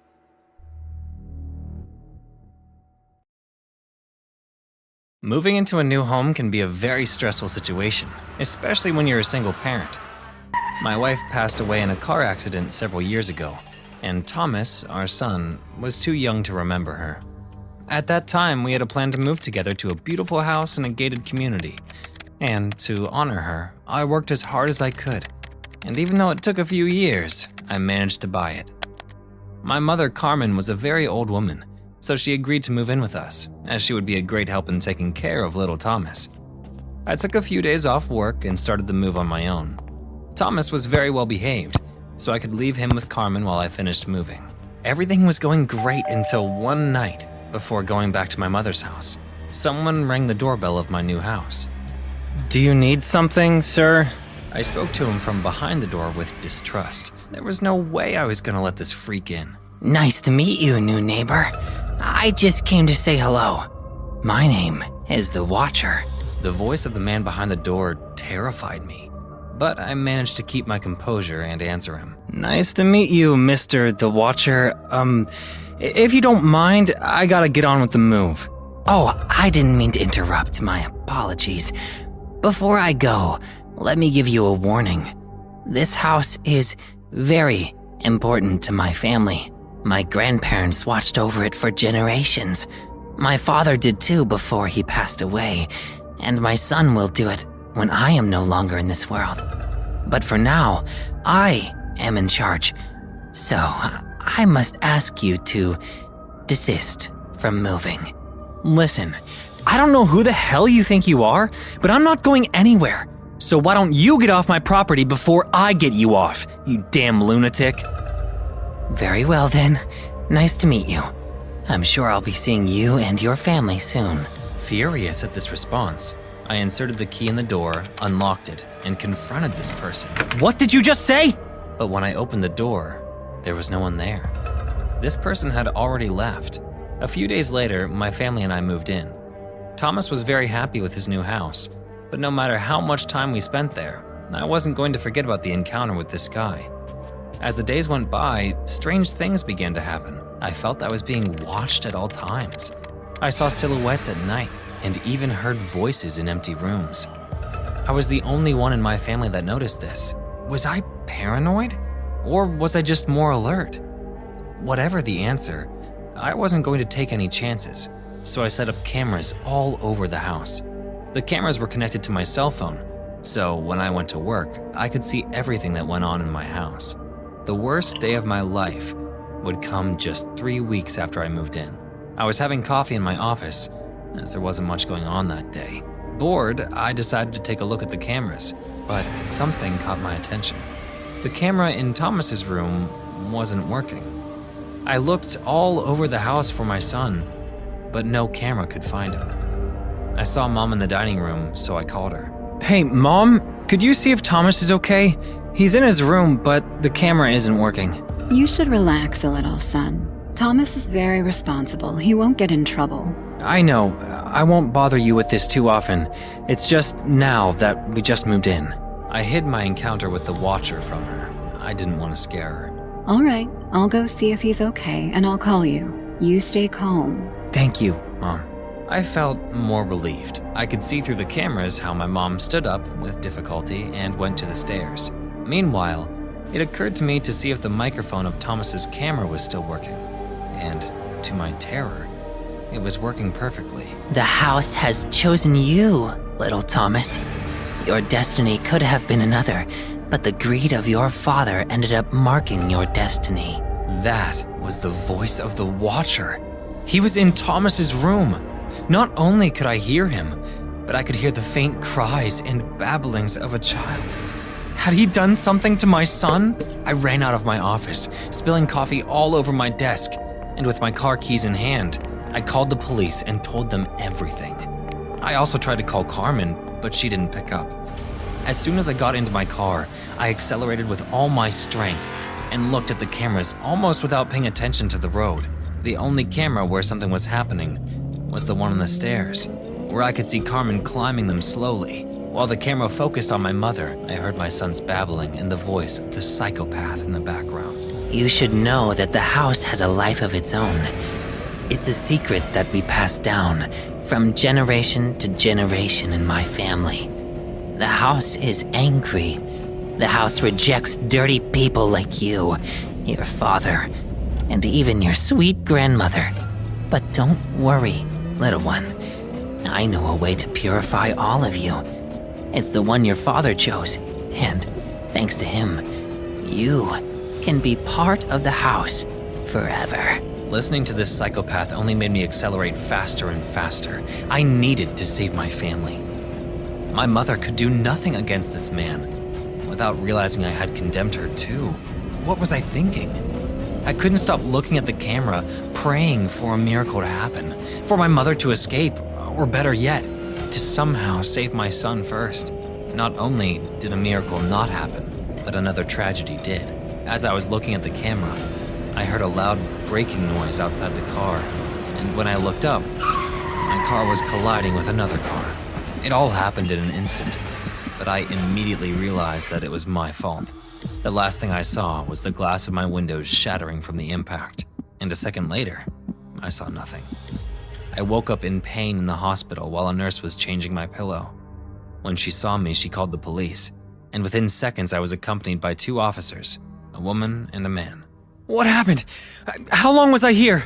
Calm down, sir. You were unconscious for 3 days. You were involved in a car accident. You were driving very fast. It's a miracle there were no fatalities. Thomas, what happened to my family? I was on my way home. There was a man in my house. I know this isn't easy to hear, but neither of them survived. They were both victims of a murderer we caught later that day. After this, the woman continued to give me the details, but I could no longer hear anything. When I returned home, there was no trace of anything. Neither of the criminal nor of my family. I started to cry, remembering how every time I entered the house, the screams of my son, who, according to the police, died of asphyxiation. Although he had multiple knife wounds, those memories flooded the house. I had lost my cell phone, but I still checked the cameras in my house, and even though I couldn't see my son, I could see how the Watcher came out of his room, grabbed Carmen's hair, and threw her down the stairs. Her death wasn't quick, as she had some time to drown in her own blood. At the end of the video, the man stood there waiting for me at the top of the stairs, but when he saw the police enter my place, he surrendered without resisting. As soon as I finished watching the video, I looked out the window, and there he the Watcher, was staring at the house from the sidewalk. I quickly noticed that it was not the same person, despite wearing the same mask. He was much shorter and thinner. What the psychopath told me was true. When he was gone, his son would replace him. I couldn't take it anymore, so I went to the house where my mother used to live. I thought about taking my own life several times, but I decided I still had a lot of fight left in me. I bought a lot of gasoline, and with some matches, I went to the house where everything had happened. No one else was going to set foot in that damn place. I've been delivering for Pizza Hut for almost 3 years now. The money's good, and I have my car, so the hassle is much less. I never back down from taking long-distance deliveries, as often as the tips were high in those cases. So, this one time, I was at the end of my shift and received a last-minute delivery. The address was outside the town where I had delivered numerous times before. Within the next 5 minutes, I was in my car, driving down the dusty road, surrounded by paddy fields on one side and vast grassland on the other. My car navigation was constantly guiding me to the address. The sky seemed cloudy, and I wanted to come back before the heavy rain started to pour. The music from the car radio helped me keep calm as I drove in the middle of nowhere. The stack of pizza boxes lying on the passenger seat moved disruptively from the jerking of the car. It took me a half an hour to reach the address. I saw that it was an old house, and lights were coming from the house.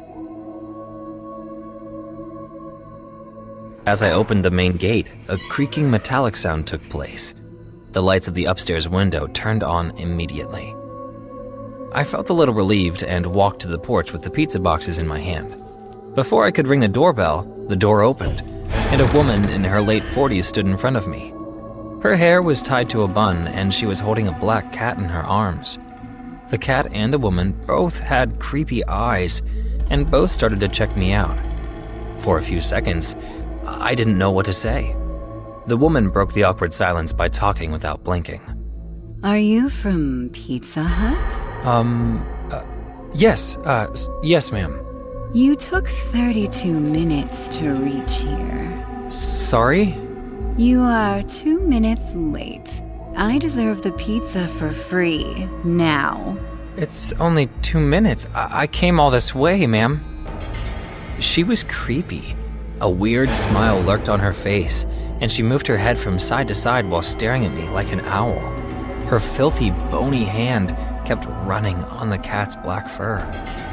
I tried my best to convince her to pay because I knew my boss would be furious if I went back empty-handed. She giggled like a 9-year-old and said, Come on in.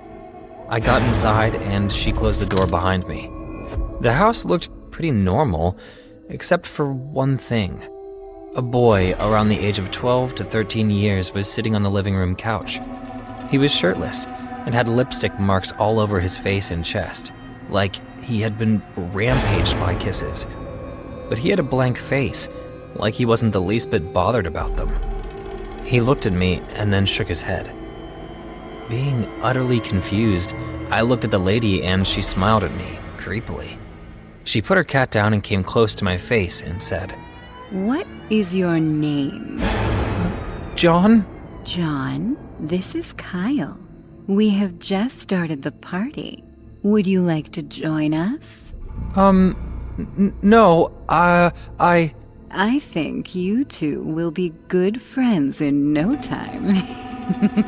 I don't think I can stay, ma'am. Her face turned serious hearing my rejection, and she said in a cold voice, Wait here. I'll be back with your money. She then went upstairs.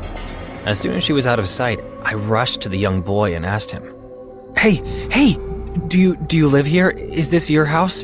What? My house? I don't remember. Have you seen my mother? Saying this, his eyes searched the entire room, and that's when I noticed an empty syringe under the small tea table beside the couch. Don't ask me how I know this, but I realized the boy had been drugged, and he barely understood the gravity of the danger he was in. I could hear the footsteps of that lady upstairs, and I realized I didn't have any time to waste anymore.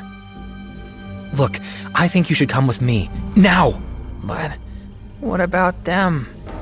Them? Who are you talking about? Them! Saying this, he pointed to a closed door at our left. I quickly rushed toward it, and as I took a look into that room, my skin crawled in terror.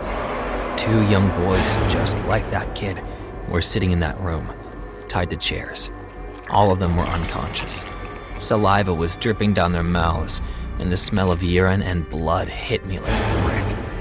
There was no doubt these boys had been heavily drugged, which is why their bodies had begun to lose control. I could see them sitting in their pee, and there were wounds and bruises all over their body. One of them slowly lifted his head, hearing my presence, and our eyes met. That boy had no eyes. Someone pulled out his eyes, and the 2 black sockets stared at me. He spoke in a painful voice. Please don't hurt me anymore. I just want to go home. What the fuck? I turned around and there she was, standing right behind me with a big grin on her face. You have seen too much, and I can't let you leave now. You'll be a nice addition to my collection. Suddenly, the other boy lifted his head as well, and he had no eyes either. They began to plead and scream to the psycho lady to let them go home. Please, let us go. I can't take this pain anymore. The cigarette burns. Hurt like hell. Please, let us go. Oh, don't be sad. You're going to have a new roommate now. But first, I have to take out his eyes. You crazy bitch! She jumped on me, screaming like a psycho with a metal spanner in her hand. The woman was way stronger than I imagined. I'm going to make you pay for that! She hit me on the head with the spanner, and my vision blurred for a moment. But I knew if I give in now, I will be just like those boys, tied into a chair with no eyes, locked up in this house forever. She went to hit me the second time. That's when I stabbed her in the cheek with my car key. That was the only thing I had on me to use as my defense. She screamed in pain and blood came out like a fountain, but she still didn't let me go. So I started to pull down the key and stabbed into her cheek, and more blood came out. Her screams got louder, and she dropped the spanner to finally get away from me. As soon as she backed off, holding her scarred and bleeding face, I grabbed the spanner from the floor and hit her on the head with all my strength. A cracking sound took place, and her unconscious body hit the floor. When the cops came, she was still unconscious. The boys were taken to the hospital. All of their parents cried rivers as they returned home. It came out that the lady was a pedophile who abducted young kids by giving them high doses of morphine, and then she would torture them day after day. She stabbed cigarette butts on their body, starved them, and, scariest of all, she plucked out the eyes of those boys. The other boy is lucky that I reached there in time. I'm no hero, but that lady was evil. I got hospitalized 2 weeks before my prom. The doctor said I needed an immediate kidney transplant. My mom and dad thought they almost lost me, but lucky enough, I got matched with a donor, and the operation was successful too. Even though I got my life back, it left me with a huge scar on my stomach. It was a major operation, and I was strictly prescribed to move in a wheelchair.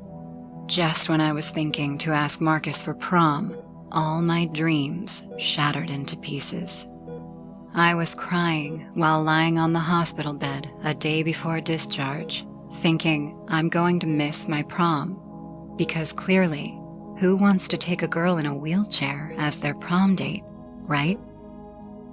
That's when I met Phil. He was a total stranger passing by my room when our eyes met, and he stopped right outside the door. Hey, are you all right?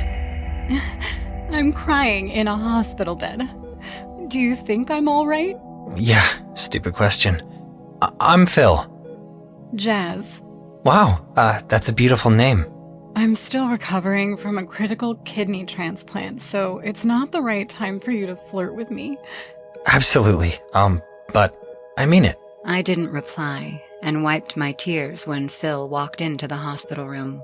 He said in a hesitant voice, You are going to be alright, no? Yes, I will live, if that's what you're asking. Then why are you crying? Because I'm going to be in a wheelchair for a whole fucking month and I just missed my prom. Yeah, that sucks. But if it's any consolation, you're in a hospital where not everyone gets a second chance at life. There was something about the way he talked that calmed me down. We talked for some time more, and slowly I started to feel a bit okay. Phil left abruptly, just like he came, and I didn't get the chance to get his number. I don't know why talking to him, even for a brief moment, gave me a little relief that everything was going to be all right. I sat down every afternoon near my bedroom window and stared at the streets. I watched people laughing, kids playing, and teenagers my age chilling with their friends. One afternoon, I was talking to my best friend, Mala, who Snapchatted me about her prom dress. I was trying to be supportive of her, while the thought of not being able to attend my prom kept killing me inside. That's when I saw Phil again. He was riding his bike in my neighborhood. As soon as I saw him, I called out to him. Phil, over here! He looked up at me and gave me a charming smile. For the next couple of days, Phil kept visiting me, and we became really good friends. I learned he works part-time at the hospital and attends night classes to finish high school. The more I spent time with him, the more I started to fall for him. My parents were pleased to see me smile and liked Phil probably more than me. We became close in a very short span. He would have dinner with us. He took me to the parks for a stroll. The best part was that even though I was in a wheelchair all the time, I felt good about myself when he was around. One night, my mom invited him over to have dinner with us. We were all eating quietly when my dad asked Phil, So, what are your plans after high school? Probably turn the part-time job at the hospital into a full-time one. Okay, and do you wish to attend college? I'm an orphan, and things are not that easy for me right now. I'm sorry, Phil. I had no idea. It's okay, sir. So Phil, are you going to the prom? Phil looked at me and said, I don't know. I don't have a date yet. My mom exchanged a smile with me and said, Then maybe you should get one. I remained quiet in embarrassment when Phil looked at my dad and said, I wanted to ask your permission to take Jasmine to the prom. What? Well, I have no problem, as long as Jasmine wants to go. Tears started to roll down my eyes. Finally, Phil wants to take the girl in the wheelchair to her prom. We all laughed and discussed what I would be wearing. My life was full of joy again. The next few days passed like a dream, and the final night came. I wore a blush pink ball gown that kind of made me feel like the most beautiful handicapped girl in the world. My dad dropped us at school, and they both helped me get down from the car. He drove off, smiling big at us, and Phil began to walk me to the party place. Everyone was looking their best, and the lights and music made it awesome. Phil and I danced for a while. I was grooving in the wheelchair anyway. After a half an hour of no-break fun, we sat down in a dark corner of the room, right next to the back exit of the school. Phil suddenly grabbed my hand and kissed me. It was my first kiss, also. And then he looked at me and said, I own a small cottage nearby. Would you like to see that? I had no idea you lived near the school. Well, now you know. You know, I always wondered why I never saw you in school. I took Spanish night classes for 2 years. Jasmine, can we spend some private time, please? I blushed and nodded. He smiled and took me out through the back. While we came out on the empty streets, I felt a strong, smelly cloth coming at my face from behind, and then everything went dark. When I woke up, I found myself sitting inside a smelly, tattered wooden cabin, and Phil shinning a big knife standing right in front of my eyes. My stomach dropped as I saw his face. His caring eyes were now evil. His charming smile was now a huge, disturbing grin. Drops of sweat appeared on my forehead. Phil? What's going on? He didn't talk to me, but walked toward me. My hands and legs were tied to the wheelchair, so I couldn't move. Then he grabbed me by the hair and placed the knife on my neck. I started crying. Please, what is wrong with you? Why are you behaving like this? You have my mother's kidney, Jasmine. I want it back. I'm going to put her together and then bury her. What? Yes, just be quiet. I will slightly slit your throat, and you will quickly bleed to death. You won't feel a thing, I swear. And please, please, don't take it personally. No more words came out of my mouth. I couldn't believe all these days were a lie. I was living with some other Phil that never existed. I closed my eyes, and Phil kissed me on the cheek. I prepared myself to die again when I heard a loud gunshot, followed by a thump on the wooden floor. I turned my head at the door, and my dad was standing there, holding his gun. My dad works for the FBI, and this is something we are prohibited from telling anyone, so obviously, Phil didn't know it either. I was saved, again. My dad had found Phil's phone in his car after reaching home. The phone had been a pretty easy combination that took 5 minutes for my dad to crack, for obvious reasons.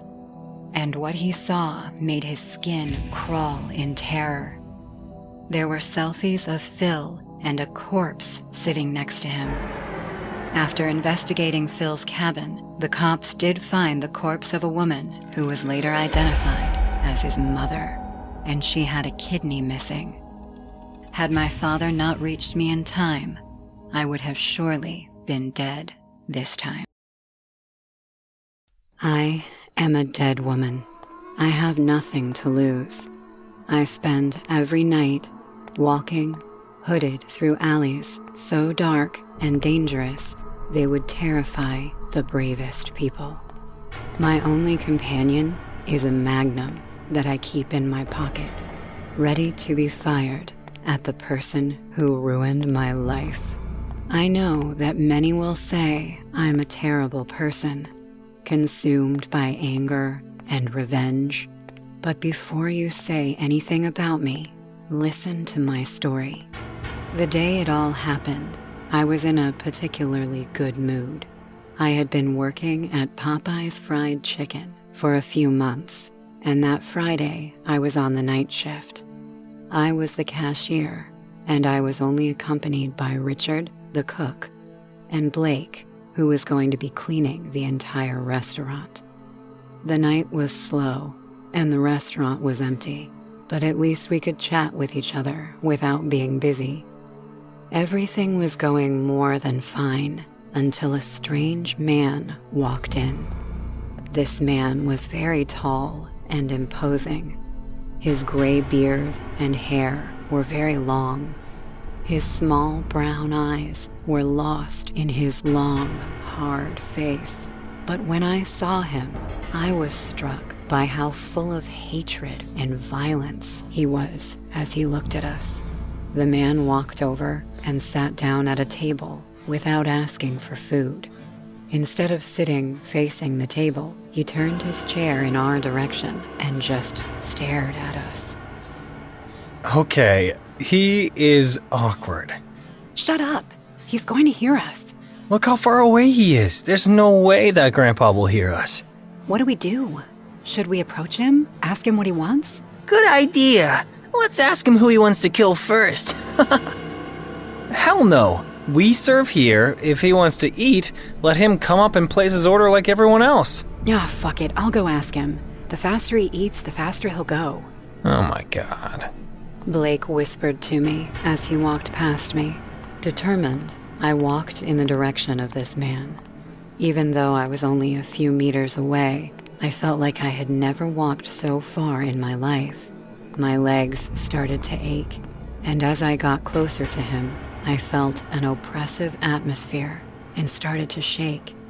Still, I spoke to him with all the professionalism I could muster at the time.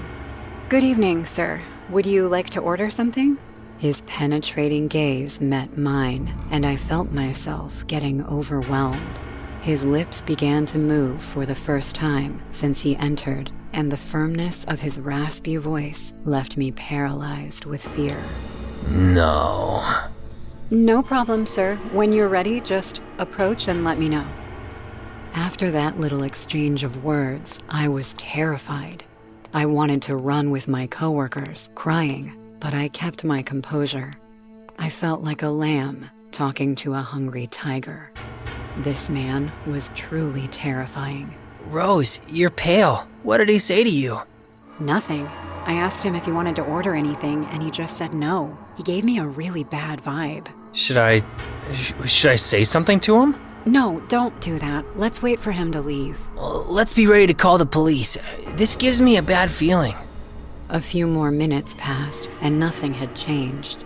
The man was still staring at us, watching our every move.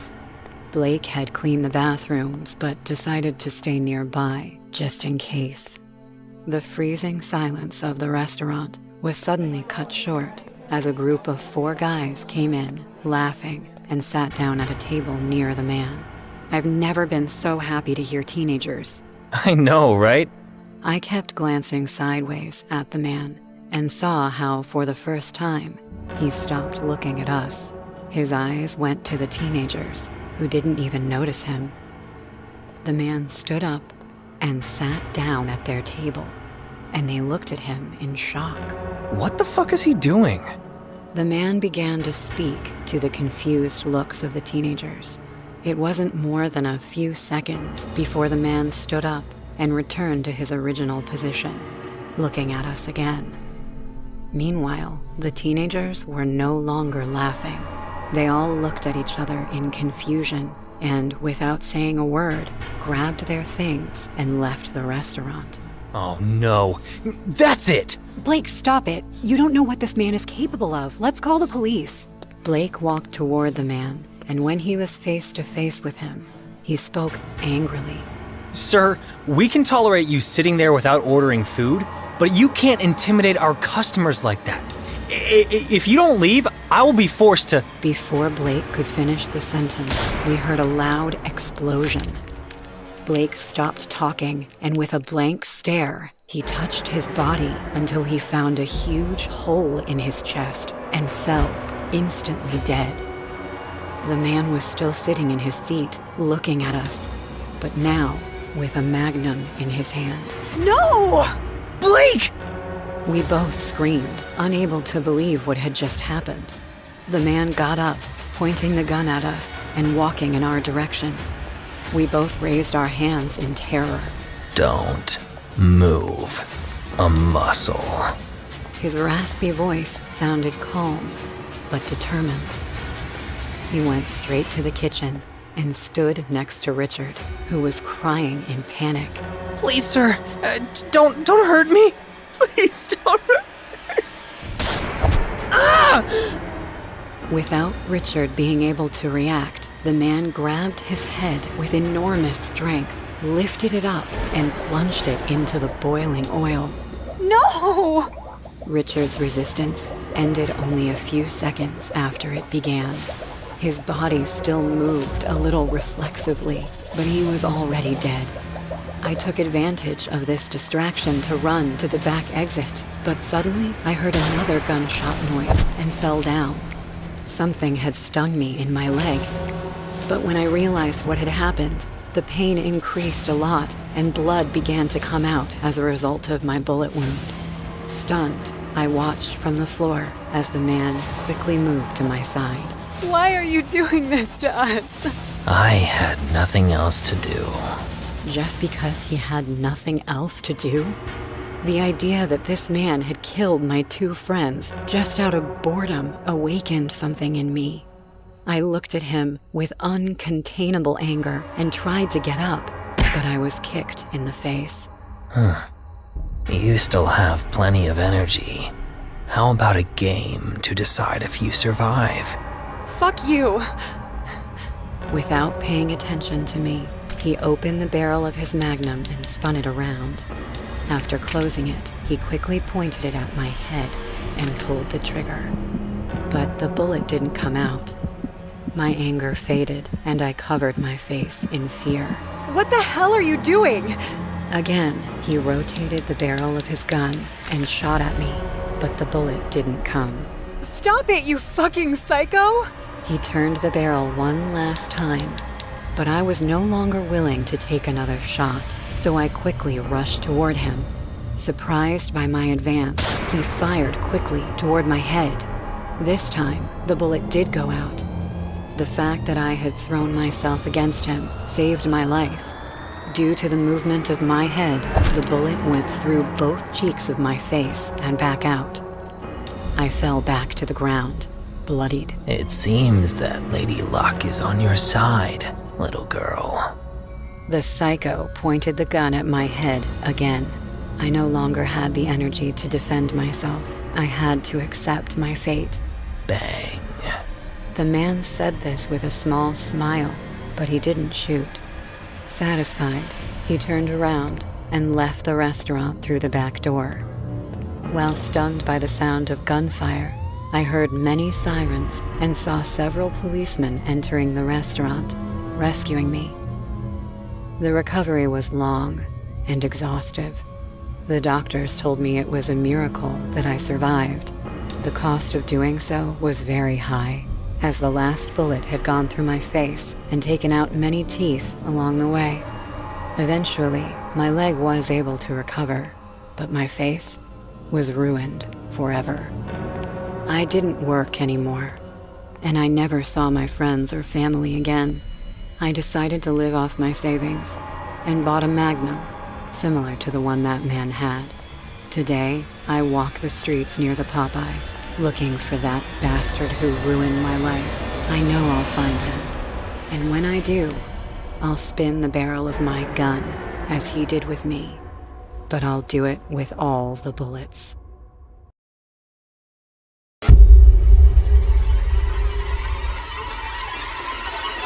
It's like a fucking person walking by really fucking fast. My apartment's getting darker. I need to turn on all the lights. Like, I'm scared. I'm not this skilled to just put a random looking being really fast behind me. Nobody's here.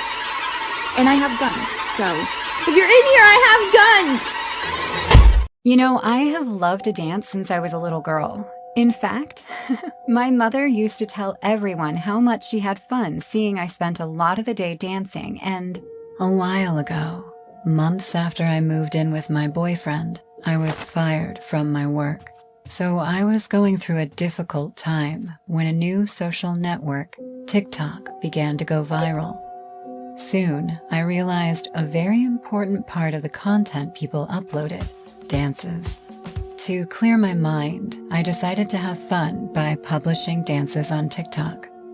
What I hadn't expected was the result. My posts had many visualizations and comments. Soon, I started winning followers and I became well known on the network. All that became part of my day-to-day. In fact, I took on the goal of publishing at least 4 times a week. That day, a Thursday, was one of the moments when I always recorded my dances. From time to time, I liked to read the comments, so at nighttime, after posting, I began to do it. That was when I noticed something strange. are you still trying to scare us? I wasn't able to understand it at first, so I continued reading. Should I be scared? It makes me laugh. I mean, it's very obvious. What did they mean? She only does it for the views. I can't believe she fell so low. That comment had several answers, which I decided to read. What do you mean? Look at the window. Those simple words gave me a bad feeling, which was due to a simple reason. I hadn't put anything in the window. Nervous, I watched my TikTok carefully. Everything seemed normal. I even began to think that these comments were a simple joke, until, suddenly, by a small space between the curtains, a woman's face appeared. My heart began to beat quickly. I immediately checked my other posts. It seemed that she was only there on Thursdays. I was beginning to hyperventilate when the door of the room opened, which scared me. Louis, my boyfriend, had just arrived from work. Hi, babe. When he saw me, the smile erased from his face. Oh, babe? Are you okay? I don't know. What happened? He approached to sit next to me on the couch. I was checking the comments and... Did they tell you something bad? You don't listen to them, babe. You're the best. Besides... It's not that. There's a woman. A woman? Where? At first, I thought it was a joke, but, every Thursday, a woman appears in my TikTok, watching me through the window. What? Look! I showed Louis my cell phone. Keep looking at the window. When an expression of concern and anger formed on his face, I knew he had seen her. Obviously, I didn't ask her to do that. I don't even know her. What are we gonna do, Louis? Someone is harassing me. I'm terrified. He grabbed one of my hands to capture my attention. Everything will be fine, babe. We will increase security. I'll put cameras, okay? We will identify her. Okay. In the next few days, Louis changed the locks and put cameras outside the house, but it didn't make me feel any better. The paranoia had flooded me. One day, I took a screen capture of one of my videos at the moment she could be seen. I started to sweat as soon as I watched her more closely. Even if the image quality was not too good, her eyes and the sick smile she had on her face made me very nervous.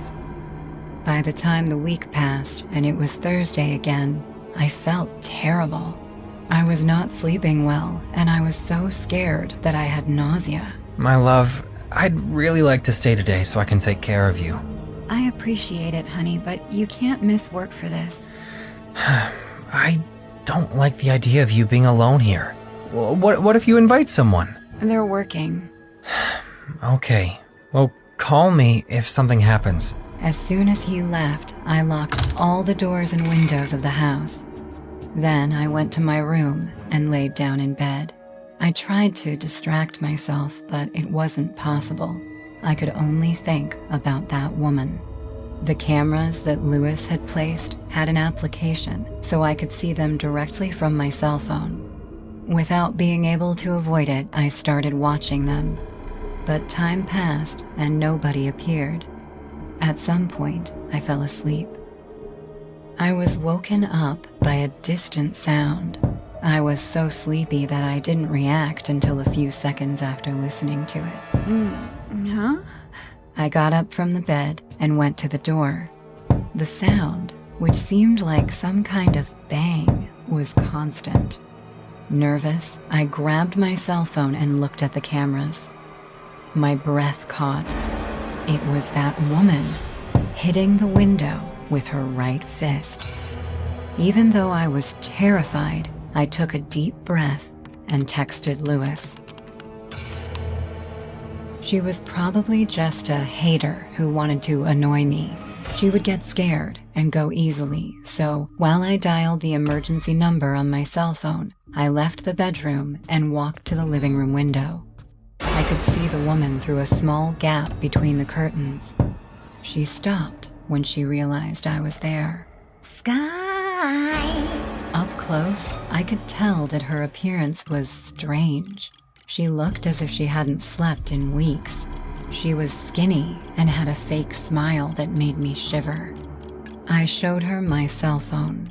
Go away, or I'll call the police. Really? Will you? My hand trembled. Why did it seem like she didn't care? I'm not kidding. I know what you've been doing. I have cameras. I'll call the police. The smile faded from the woman's face. She stared at me blankly. Go! I flinched. What was she laughing about? I don't give a shit. Suddenly, she took a hammer out of one of her pants pockets and broke the window. I had to react quickly. I covered my face and fell to the ground. When I saw her again, she was in front of me. You're so beautiful. What? And thin. You're perfect. I've tried to be like you, but I can't. Don't you think about how others might feel? You're selfish. You rub it in our face how perfect you are. I don't... I want to be like you. From another of her pants pockets, she pulled out a blade. So you'll have to give me your face. Don't come any closer. As she continued, I couldn't react. I couldn't even move. When I closed my eyes, I felt a sharp pain on my chin. And then I started to hear a siren. Sky? That sick woman was arrested when she was found like that, inside my house, attacking me. I couldn't keep living there, so we moved to a remote area. Still, I have never felt safe again. I was 19 when this happened. Quiet, young, and broke at the same time. I was roaming the streets looking for one work opportunity so I could pay for college and build a quality life for myself. My meth addict father stole all of my savings that I had through side jobs.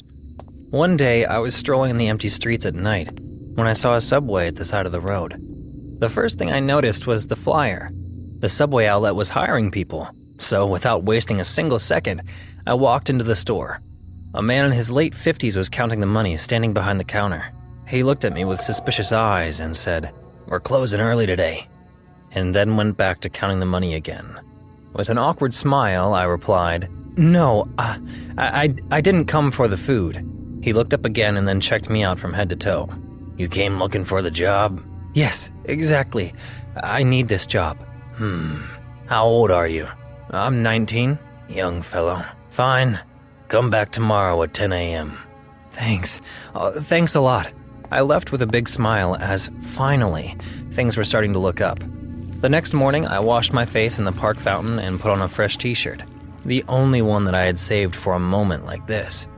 Reaching the restaurant, I stepped in and saw a girl standing behind the counter dressed in the Subway employee uniform. Her thin red hair was tied to a ponytail. She was arranging the counter when our eyes met. She looked hesitant and then said, We just opened. You can... "No, the owner told me to meet him here. For the job?" Oh, I see. Mr. Turman hasn't arrived yet. You can wait. "Thanks." I sat down at a corner table and watched her do her duties. While working, she kept looking at me from time to time. Her nervous body language indicated that making conversation doesn't come easily to her. I smiled at her and she smiled back, awkwardly. The Subway outlet was no doubt short-staffed. People slowly started to arrive, and the girl was all over the place with their orders. Realizing she will lose the customers soon, I jumped in right away. I pulled out an apron from the shelf in the corner and started to work with her. With my help, things began to fall in order, and the customers left happily with their orders. The girl looked at me with an embarrassed face and said, Thanks for your help. Dad will be happy to have you here. I'm kind of an embarrassment to him. "Oh, Mr. Turman is your father." Yeah, that's why I have a job, honestly. I'm good for nothing. Suddenly, the door slammed open, and I saw the man from last night enter. Mr. Turman looked at the girl and then at me. He didn't say anything, just went inside the small room on the left, which I guessed to be his office. The girl with whom I was talking all this time rushed into the cabin. She was trembling in fear. Mr. Turman looked at her with angry eyes and said, Why the hell do I pay you? You surely aren't doing any good for this business. No, sir, she was doing her best. Handling this outlet alone is a tough job. You talk a lot, huh? I'm sorry, sir. I'll pay you $10 per hour. The shift runs from 10 a.m. to 9 p.m. every day. I don't give a bonus or any added facilities. Since that day, I started working at the subway. Lily and I became good friends in no time, as our struggles were quite similar. Mr. Turman was the last person to leave the outlet, except on Saturdays. Every Saturday, he used to go out on dates with a woman named Candy. She always took free subs from the store and humiliated Lily for her looks and appearance. Mr. Turman never stopped her from insulting his daughter.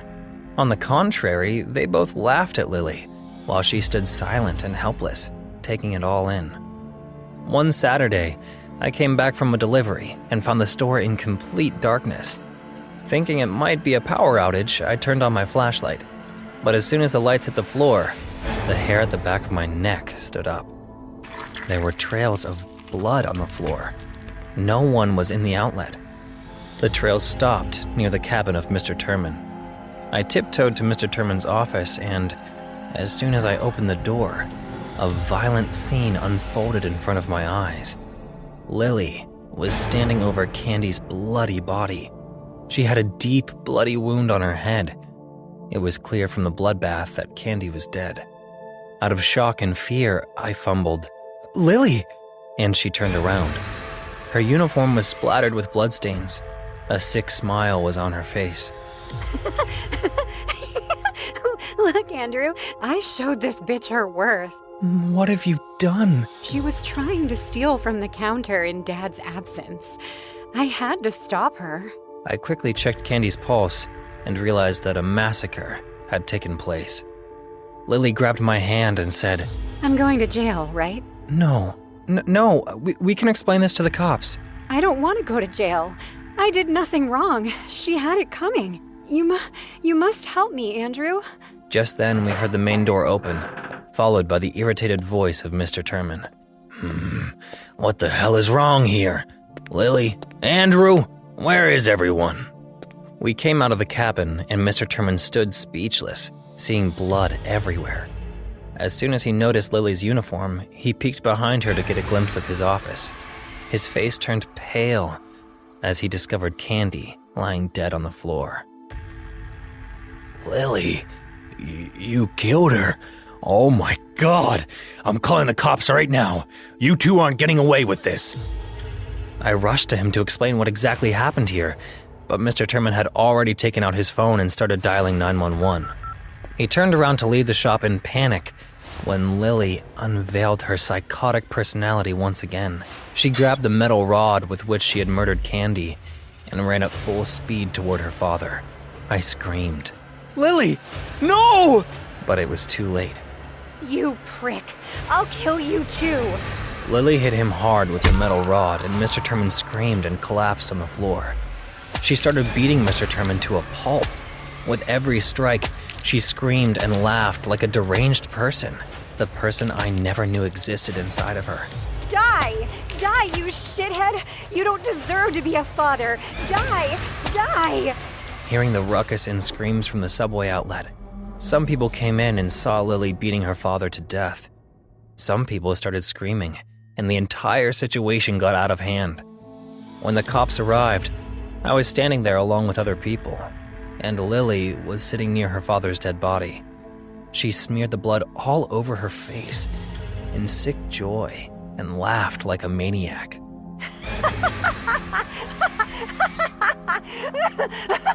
They had it coming. They had it coming, Andrew.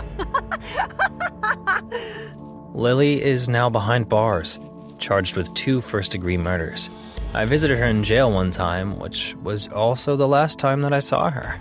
I will never forget what she said to me. She looked me in the eye, smiled creepily, and said in a spine-chilling voice, I wish I could see their dead bodies. At night, I try to imagine all that blood on my hands, and it gives me such a rush, Andrew. It was the best day of my life. I'm from a small town. I mean small. Nothing much happened other than take your tractor to work day. I was a high school senior. We had all known each other since kindergarten. I could give you the first middle, and last names of every kid in my class. The biggest thing to happen to our town was the day we got the Popeyes. The only reason we got one was that we were right off the highway, and people passing through would make up for our small population size. Needless to say, we were thrilled. It was a small outlet with nothing much of an inside, but at least it had a drive-through. The building itself was stacked right next to a mall, so it had a tiny parking lot. The actual drive-through was pinned against a brick wall. Once you were in line, you had no choice but to keep going. This was especially annoying when the people in front of you had long orders. The line could fit about 5 cars back to back, and it was always full. Let me just say, the Popeyes didn't last long. 8 months after it opened, it was shut down. I got to see the reason why firsthand. It was spring break. My mom and I were heading to the mall, which was almost an hour away. It was hot. I was the one who suggested we stop at the Popeyes before heading out. My mom didn't want to. She said it was a waste of money. But I nagged her until she agreed. We pulled up to the drive-thru, and there were 4 cars ahead of us. My mom sighed but got in line. 3 more cars pulled in back of us. We were all stuck like peas in a pod, sweating with the heat of the day. I want something cold. She rolled her eyes.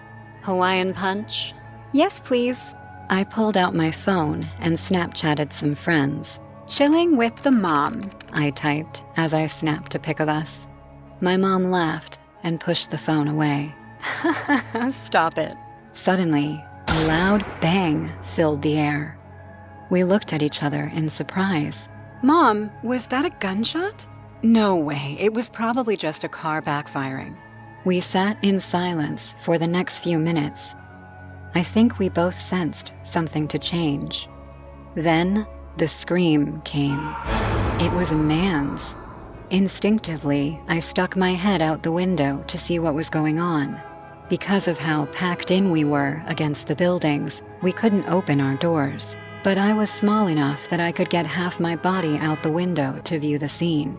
There was a figure standing on the hood of a car. It was about 4 cars ahead of us. He wore a Grinch mask. In his hands was a gun. He had it pointed down toward the windshield. Please, don't. Just let us go. Please, please, please, please. Someone inside the car was screaming, begging for help. My mother pulled me into the car right before the gun fired again, and then one more time. The windshield shattered, and it lit up the alley in fear. We need to get out of here, my mom said. She looked around wildly, knowing that we were blocked in. The cars behind us weren't moving, and neither were the cars in front. None of us could open our doors. Are we going to die? My mom put the car in reverse and slammed on the gas. Because we weren't moving, we couldn't get enough speed. She struck the car behind her, which faltered but didn't move. My mom's panic was getting worse. She tried going forward, but the same thing happened. We could see the people in the other cars panicking as well. The woman in front of us was banging her door against the brick of the building, trying desperately to climb through. She managed to edge halfway out, but got stuck. The man in the Grinch mask calmly climbed over the car he had just shot into and moved on to the next one. I watched in horror as he tapped on their windshield. There was a couple in the front seat. I could see them holding each other in dismay. Roll down your window, the masked man said, loudly. The seconds ticked by. People in the cars around us were screaming.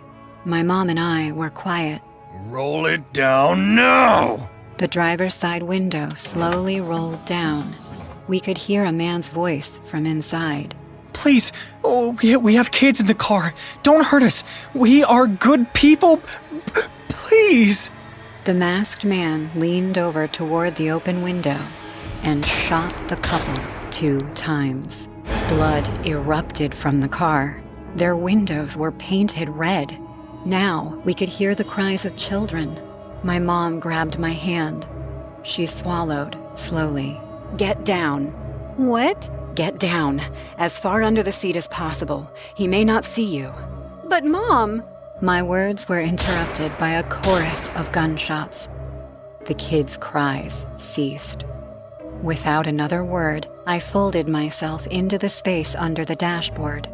I got as small as possible. My mom angled her purse next to me, nearly covering the spot I was in. She was breathing hard. A woman's voice was piercing the alleyway. Why? Why are you doing this? I realized it must be the woman trying to get out of her car. She got stuck between her car and the wall. I shut my eyes, trying not to picture her hanging there, just waiting to be shot down. Even my mom looked away as the shot rang out. Blood sprayed. My mom braced herself against the steering wheel. She looked ahead, as if entranced. I sobbed quietly. I could feel the man jump onto our car hood. His footsteps were loud right above us. I glanced toward my mother. She didn't dare look at me. The man peeked in from the open window of my mom's side. He then pointed the gun at her head. I couldn't see his real face, but I got the feeling he was smiling. My mom suddenly reached out and grabbed the gun. I nearly knocked my head against the dashboard in surprise. The man must have been surprised too, because the gun came easily out of his grip. She aimed upward and pulled the trigger. She shot him twice. Blood was dripping down the windshield and all over her clothes. The mask was covered in holes. She kept pulling the trigger, even though nothing came out. I breathed a huge sigh. I couldn't believe she had just done that. My mom, a small-town housewife, just killed a murderer. But before I could crawl out, another pop sounded. It came from my side of the car. I watched in horror as blood sprinkled out the back of her skull. She fell forward onto the steering wheel, her nose on the horn. I slowly turned my head to my side of the car, where someone wearing a Barbie mask was peering down. She cocked her head to the side, surveying her work. She must not have seen me, because she disappeared. I felt her step off our car onto someone else's. I tried to breathe, but nothing came out. I stayed under the seat for nearly an hour. The police arrived within 20 minutes of the first shot, but I couldn't get myself to move. They only found me after using the jaws of life to open up the top of our car to pull my mom out. When the officer saw me, her face crumpled. She could see the fear still etched onto my face. I was the only survivor from the drive-thru. Altogether, 8 people were shot to death, including 3 kids under the age of 8. The man in the Grinch mask was later identified as a radical animal rights activist. They planned this event to protest against Popeyes for butchering chickens for their signature fried chicken. Despite their intent, no one who worked at Popeyes was injured. It was just those of us in line. They never found the other person. My mom died bravely, and I still cling to that. Never in my life would I have expected her to grab a gun from a crazed killer.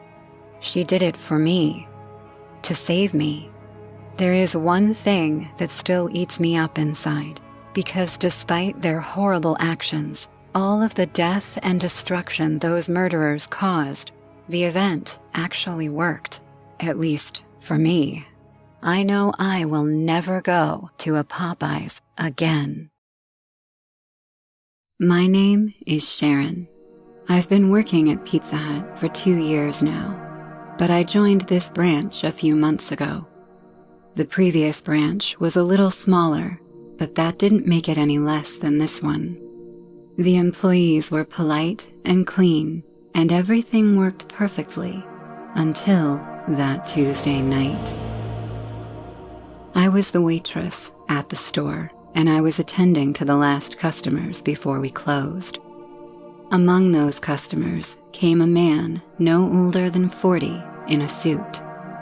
Although he looked very disheveled, I could tell his suit was new. Meeting my gaze, he shouted at me as he sat down. What are you waiting for, you fucking brat? You gonna come serve me or not? He shouted in the distance. Excuse me? Even though I said this to myself, my manager was standing next to me and saw my indignant face. Listen, Sharon, this man is Gerard, a very important businessman. He comes here very often and he's a friend of the boss. We know he behaves like an idiot, but you're gonna have to put up with him. Marcel, are you really going to let this poor girl expose herself to this fucking psycho? The cook leaned out the window, furious. Stay out of this, Rachel. We don't want any more trouble because of you, so just stay in the kitchen. Unbelievable. The cook left in anger. Hey, are you gonna stand there like you're a damn handicapped person? Or are you gonna come and attend to me? The man was still shouting, furiously. Ugh. Keep your patience, Sharon. It's just one customer. Without saying much, I approached the man, who was waiting for me furiously. It's about time you took care of me, stupid bitch. I'm sorry, sir. It won't happen again. Better not happen, or I'll make sure you get fired. You understand me? Yes, sir. Although, surely for a little bitch like you, it won't be hard to get another job on some street corner, right? The man laughed, looking for complicity in the other tables, but nobody was looking at him. However, he didn't seem to mind. Can I take your order, sir? Yeah, I want a large pizza with ham. I don't have to explain to you what's gonna happen if you bring it to me cold, do I? Yes, sir. We'll make it as fast as we can. As I was about to tell the cook, I felt something behind me. I turned around, furious, and saw how this damn psycho was touching my ass under my skirt. I angrily pulled away, and before I could say anything to him, my manager interceded in a timid manner. Gerard, you can't act that way with an employee. Did I just hear right? Listen, you damn rat. You know what can happen to your damn place if I don't leave satisfied. So watch your damn words when you talk to me. Understand? Yes, I'm sorry. Faced with a pathetic scene, I gathered my anger and went to tell Rachel. The faster he left, the better. Here's the order, Rachel. He's a nasty bastard, isn't he? Marcel's attempt to intercede was pretty sad, I whispered. Don't blame him. He's afraid. This man is powerful. They say he has a clandestine prostitution center running. Can you believe it? And he's strutting around like he's the king of the world. What? How come nobody's turned him in yet? You think the police can stop such a powerful man? This isn't a goddamn shoplifter, Sharon. Damn, I feel so powerless. You just take him the damn pizza when it's done. After about 15 minutes, the pizza was ready. Rachel made it perfectly fast since there were no other customers in the store. When she gave me the pizza, I took it to him, and luckily, he was busy insulting people on his cell phone, so he ignored me. When I came back, Rachel was looking at me with a huge smile. What's got you so happy? This bastard is about to eat the last pizza of his life. What? Did you do something to the pizza? Just an extra topping called rat poison. Don't worry, the bastard always eats a few slices and leaves. Before I could process what was going on, a boy about 10 years old walked in and sat down next to Gerard. It's about time that bitch of a mother of yours left you. The pizza was gonna get cold. Gerard was furious. Yes, Dad. The boy began to eat the pizza before my perplexed gaze. I turned and looked at Rachel for an answer as to what we could do. You know what? Fuck him. If he's that bastard's son, he'll probably turn out just like him. Stay out of this, girl. What? Oh, hell no! No matter how bad the father was, I couldn't let a little boy pay. So I ran to their table and stood in front of them, where they looked at me in confusion. What the hell do you want? If you want me to grope you more, at least let me wipe my hands. I kept quiet, not knowing what to do. until I impulsively grabbed the pizza from the table and threw it at him, soiling his shirt and falling on the floor. What the fuck? You're gonna pick that pizza up off the floor with your fucking mouth, you stupid whore! Furious, the man grabbed my head and smashed it against the floor. Blood started pouring out of my head, and I started to get dizzy. But the man didn't stop. He just kept rubbing my face against the pizza on the floor. The boy tried to intercede, but he slapped him away. The manager, who until now was looking at everything scared but not acting, took a few timid steps in the man's direction. But Rachel, furious, pushed him out of the way. At great speed, the woman came up behind him with a revolver that went straight for his head. You won't hurt anyone anymore, you fucking criminal. With the gun pressed against him, Rachel fired, and he fell next to me with a huge hole in his head. Not satisfied, Rachel kept firing again and again.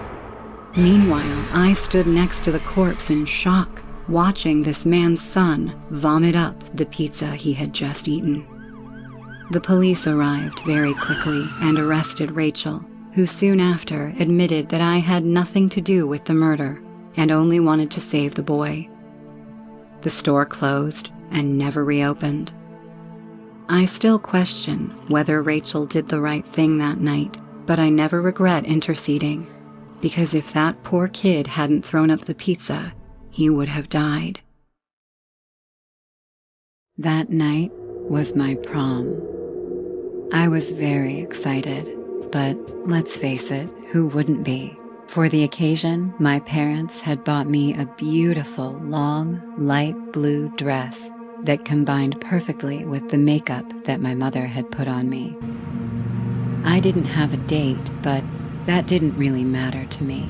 I just wanted to have a good time and enjoy myself with my friends and classmates. When I arrived, everything was just as I imagined. The place was decorated with balloons and lights of different colors that illuminated the darkness. It was beautiful, and I was more than happy with it. Faith, my nerdy girl, you finally arrive. Michelle, my best friend, who was wearing a short purple dress that night, approached me when she saw me enter. Hi, Michelle. You look beautiful. You too. What do you think? Just as you imagined, isn't it? Yeah. Well, except for the date. Don't worry, we'll find someone you can dance with. But Drake is perfect. I'm so happy. I know, Oh, right, I have to tell you. Come here. Michelle took me by the arm, and together we walked until we were a little away from the other people. Drake brought a bottle of alcohol. It'll taste great with the punch. Alcohol? But that's not allowed.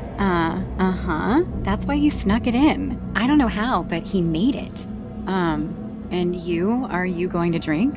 Come on, girl, it's our prom. We have to enjoy it. I don't know, Michelle. That's not part of the prom. Ugh, you're never gonna change. What? Michelle stared at me in silence, as if she didn't want to say what she was thinking, but at the same time, she was judging me. You shouldn't do it, Michelle. Forget it. Just don't tell anyone, okay? My friend walked away from me, apparently upset. A little discouraged, I went to the table where the fruit punch had been placed. Along the way, I said hello to a few classmates. Hi, Jesse. What's up, Carl? Hey, Jacob. They all waved at me, but soon they were back in their world with their friends. After that, a feeling of loneliness attacked me. I finally reached the table while sighing, but before I could grab a glass of fruit punch, someone spoke. Hello, Miss Faith. Next to me was a tall man with brown hair and eyes of the same color. He had a thick, well-groomed beard and glasses that helped him see better. In fact, that man was Mr. Williams, the history teacher, and personally, my favorite. Hi, Mr. Williams. What are you doing here? The teacher smiled. Somebody's got to keep an eye on all of you, don't you think, Miss Faith? I immediately thought of Michelle. I just hoped they didn't find out what she was going to do. Yeah. I tore my gaze away from him and looked back at the punch, Were you going to have some punch? Yes, I'm thirsty. It's hot in here with so many people in a closed space. I agree with you, Miss Faith. Look at this. Again, he got my attention. Mr. Williams was looking at a glass of punch in particular. He soon grabbed it and spun it around. On it, I could see A+ written in gold. Looks like it's here just for you, Miss Faith. I couldn't help but smile as I grabbed the special glass. Thank you, Mr. Williams. You're welcome. It's what the brightest student of the generation deserves, after all. I drank the fruit punch while listening to the teacher. Oh, I almost forgot. Miss Faith, would you mind helping me? I looked at Mr. Williams in confusion. Of course. With what? We have prepared a special gift for you, and it'll be announced soon. Would you come with me so I can get everything ready? At that moment, I looked around me. I was alone and didn't really know what else to do, so I had no problem helping him, especially when it was a gift prepared for me. It's a surprise we always have for the best student of the generation. Oh, that's... For an instant, I felt a strong dizziness, but it soon went away. Miss Faith. I'm fine. Let's go. Mr. Williams smiled and started to walk toward the small stage. As I followed him, everything around me started to feel strange. The music was too loud, but fuzzy at the same time. My eyelids seemed to be very heavy, as were my feet. Going up the stairs, the dizziness increased. Everything was spinning. I managed to reach the backstage area, but after that, my body was unable to respond to my commands any longer. Mr. Williams? I fell on the floor while the teacher was looking at me and passed out. After a while, I don't know how long exactly, I woke up. As I slowly opened my eyes, I noticed certain details. I was in a dark room, sitting on a chair with my hands and feet tied. Every part of my body felt heavy, as if I were exhausted. I didn't understand where I was, but when I saw my dress, I remembered everything. Suddenly, the door opened. Miss Faith. Mr. Williams, what's going on? Can you help me? He closed the door and approached. Help you? You're stupider than I thought. I had to have misheard. What? The brightest student? Could you really believe that? You're nothing without good grades, Miss Faith. His gentle face had completely changed. Now, he looked like a maniac. Always interrupting in class. Always trying to make it look like you know more than me. I never... You're nothing but a snooty little bitch, Miss Faith. That's why you became the perfect target. Target? You have no idea how much I'm going to enjoy this. Suddenly, Mr. Williams pulled out a sharp blade. Let's shut up that little mouth of yours once and for all. He opened my mouth with one of his hands. No! I bit him as hard as I could. Suddenly, in a quick and forceful movement, he brought the blade to my right hand and cut off one of my fingers. Ah! I started to scream, a moment that the teacher took advantage of to grab my tongue and cut it.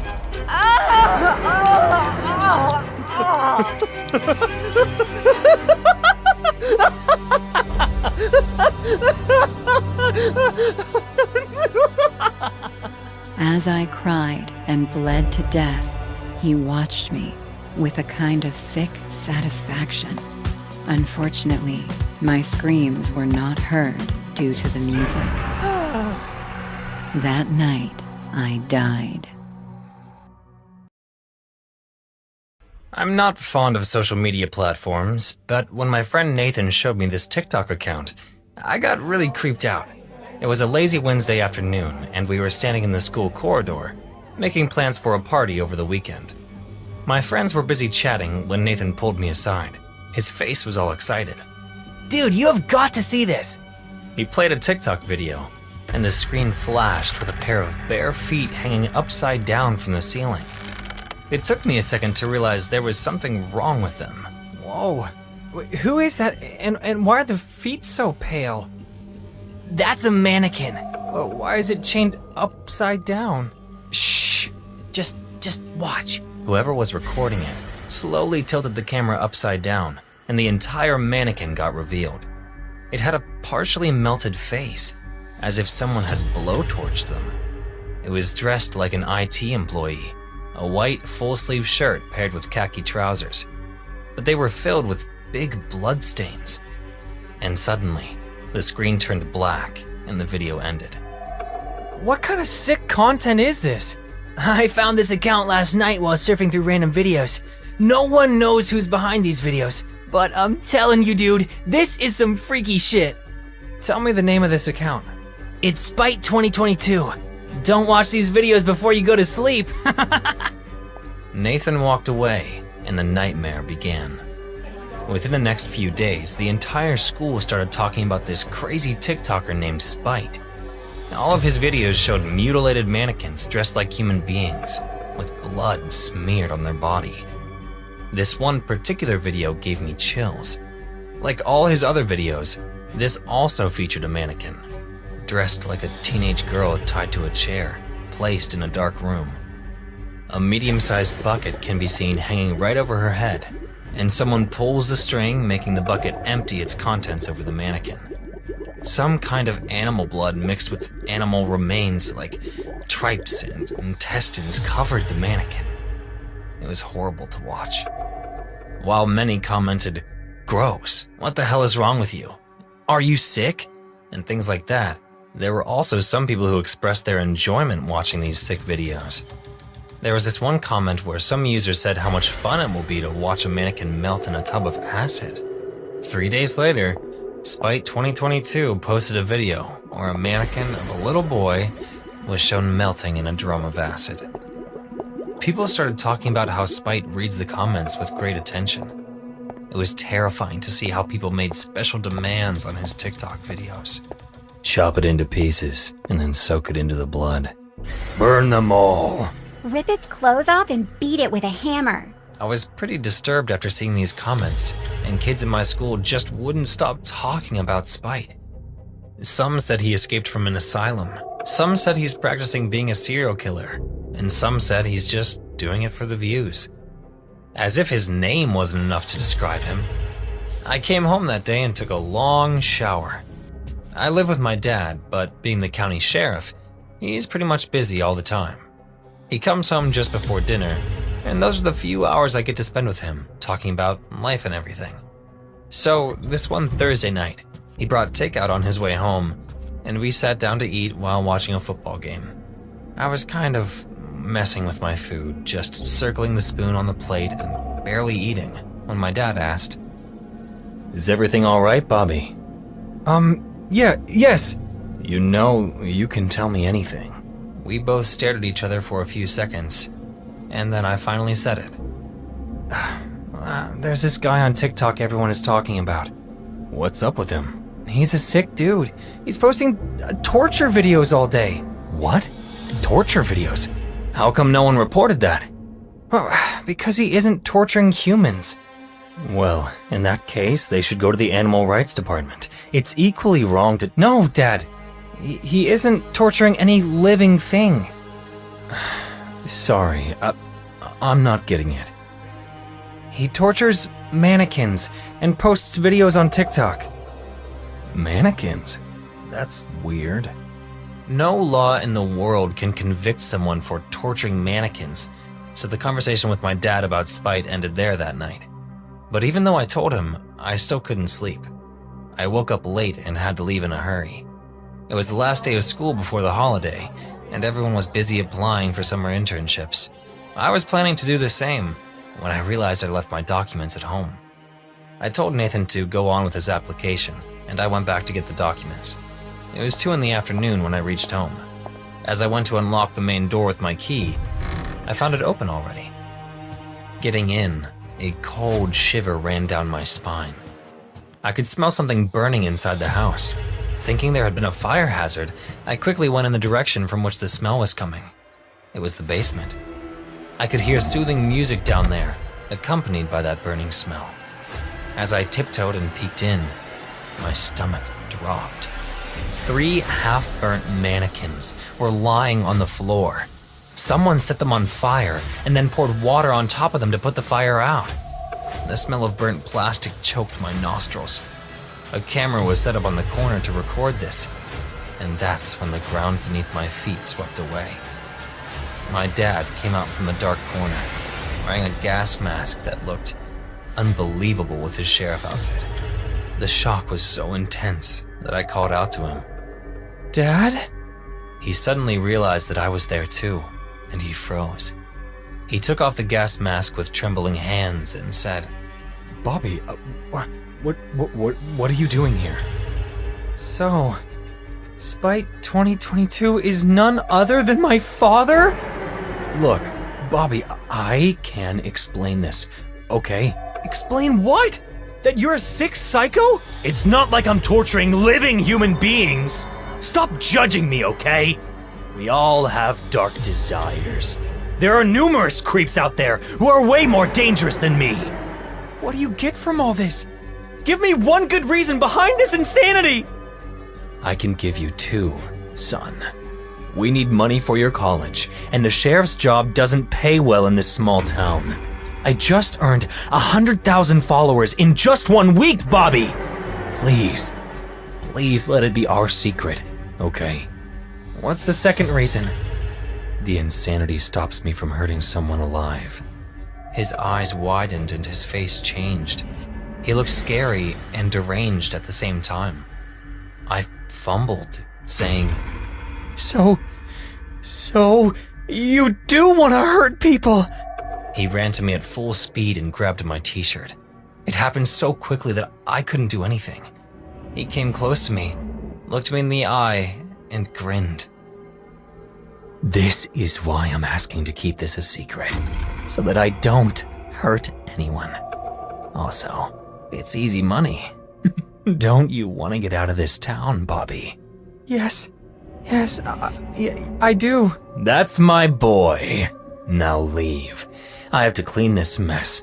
I'll see you at dinner. Okay. I slowly turned around to walk away from all this when my dad asked again. You're not gonna tell anyone that I'm Spite, right, Bobby? I won't, I swear. Hey, you don't have to be scared of me. I'm not gonna hurt you or anyone. I promise. Silly boy. Since then, 4 months have gone by. The rumors are still very much alive, and I just refrain myself whenever someone brings up Spite 2022. All I want is to leave this town and my psycho dad once I graduate. Till then, I'll pretend like I know nothing. I sleep with a knife under my pillow these days, just in case. If you ever come to Nashville and land in this small town called Leaper's Folk, never ring the doorbell of the house located near the paddy fields, especially not in the afternoons. That's when my dad makes his TikTok videos. Though he promised he won't hurt anyone, I can't guarantee it.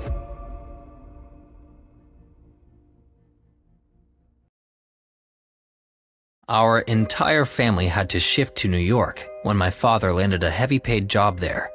My mom and my grandma were from a small village in Japan, so they were worried about life in New York. But I was excited, because I was done living in the outskirts. My parents decided to enroll me in a private school in New York as they could finally afford a high-quality lifestyle. I was 11 years old, but a bit more naive than the kids of my age. So we moved into a bigger city in a friendly neighborhood. My dad's office was on 5th Avenue, the heart of the city. For the first few weeks, my dad used to drop me off at school, and my mom picked me up. But once I started making friends who lived close to my house, I stopped taking rides from my parents. My mom often scolded me for that, but I ignored it. I was already the new kid, hence I didn't want any more embarrassment. It was a Tuesday. My mom had to go to the dentist with my grandma, so my dad sent me his office car to pick me up from school. We planned to go to a basketball game, so I went to my dad's office. It was a huge building on 5th Avenue. I've never been to any place like that before. So I was wandering in the big hallway on the ground floor while my dad was stuck in a meeting. He came out to see me once and said, "Kyle, please stay inside the office premise. I'll be down in 15 minutes. Okay. Here, take this money and get something from the vending machine." He got into the lift and went upstairs, while I started to head toward the big vending machine at the other end of the hallway. Everyone was so busy that they hardly noticed me. I was sipping a Kool-Aid when I felt a soft touch on my left shoulder. Being startled, I turned back and nervously spilt some drink on my jeans. A man in his late 50s was standing behind me. He seemed very rich from his attire. He smiled without blinking and said, "Oh no, I'm sorry. It's fine. Let me buy you an ice cream. I feel really bad." No, it's okay. Don't bother. I started walking away when the man again called out to me. "Why don't you come with me? I know this game zone right across the street. Maybe you can play some games there." But Come on, it's not a big deal. It's just around the corner. As I said, I was naive and not well accustomed to the city and its people. So I thought, what harm would come from spending some time at the game zone? For free at that. I had to wait here anyway, so I agreed with the man and started to follow him. We left the office building and the man waved at a car parked at some distance. It was a black fancy car just like his suit. The driver brought the car to us and we hopped in. I didn't question why he was taking a car just to go a few steps, but rich people like wasting money. The man suddenly playfully pulled my cheeks and said, "So, what's your name?" Kyle. And yours? "Call me Jack." I gazed at the streets as we were passing by and realized something is not right. I looked at Jack in confusion and asked, Why did we take the left turn? You said end of the street. "Well, actually, kiddo, I lied to you." What? Relax, I ain't gonna hurt you. Saying this, the man moved very close to me and grabbed my hand. His sick eyes scanned my body. I started to feel very cold and suffocated at the same time. The strong cologne from his suit started to choke me. We stopped in front of a dingy alley. At the end of the alley stood an old apartment. A homeless woman was eating from the dumpster standing at the side of the alley. She looked at the car and then concentrated back on her food. The man grabbed me by the waist and placed another hand on my mouth so I couldn't scream. I was kicking in the air, trying my best to scream, but the man had his tight grasp on me. Tears rolled down my eyes as I thought my dad might be already looking for me. Just then, the man who was driving us called out to Jack. "Sir, that's not him!" I was almost fainting from having difficulty to breathe when Jack let me go and I fell to the floor. Lying on the ground, I overheard their conversation. What are you saying?" "I got a teenage boy for you. Red-haired Spanish boy. This boy is not him." "Oh, what the fuck? I can't let him go now. I will be exposed, you dumb idiot." That's when I knew I had to get up and run for my life. I sprinted like a hawk and the man screamed, "Catch him! Shit! Start the car! Start the fucking car!" But I didn't stop. I didn't fall. I survived. When I finally reached the main road and saw a crowd filled in the streets, I collapsed on the sidewalk and started to sob. A cop was patrolling the area on his motorbike, and he noticed me on the side of the road. I couldn't say anything except for 3 words. Dad, 5th Avenue. He took me to my dad's office. When we reached there, 4 more cops were already standing under the office building, and my mom and dad were crying in fear. Mom, Dad, Kyle. My baby. I ran to them and my mom took me in her arms. My dad hugged us and we were all in tears. But the story doesn't end here. While we were having this moment, I saw a man leaving the building in a real hurry and walking towards a black car on the other side of the street. I remembered this car. My face turned pale again, and my mom asked, What? What is it, Kyle? That's him, Mom. Jack! I pointed at the man. The cops turned back, following my hand, and the guy looked at us too. The moment he saw me, he ran to the car and one cop shot him in the leg with a stun gun. He fell on the road and the 4 cops circled around him, pointing their guns at him.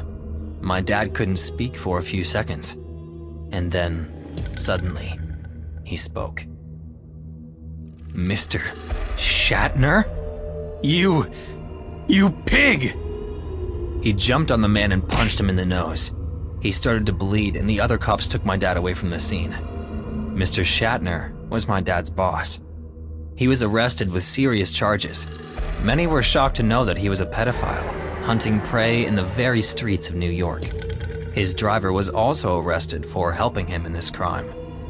This news made a big headline, and 3 more young boys came forward with their claim of being physically assaulted by this freaking psycho. We came back to Japan after this incident. My mom just didn't want to live there anymore. But I went back for my college education there. I now work here. My office is also on 5th Avenue. Whenever I go down for a break, I keep my eyes open for any stranded young kids to see whether or not they're getting followed by creeps. Graduation parties have the reputation of being the happiest moment in a teenager's life. Even many years later, everyone remembers that party with a lot of happiness. That is not my case. I just want to forget everything that happened on that terrifying night. It was 1989. Graduation was only a week away, and I felt like I was the happiest girl in the world. I was living at my cousin's house, a huge family of 4 girls and 1 boy who was my age and was going to graduate with me. My parents had died in a car accident when I was young, but my uncle, the pastor of a church, took care of me as if he were my father. He and I had a very good relationship, but the one who didn't get along so well with him was Fred, his only son. Fred, come here now! What do you want now? The Jeffersons just called me. They saw you leaving their house. Give back all the money you stole right now! What? I don't know what you're talking about. I didn't steal anything. Do I have to repeat myself? They saw you, Fred! The money, now! Fred pulled some crumpled bills out of his pocket and threw them at his father. Happy? You made all this fuss just for this pittance.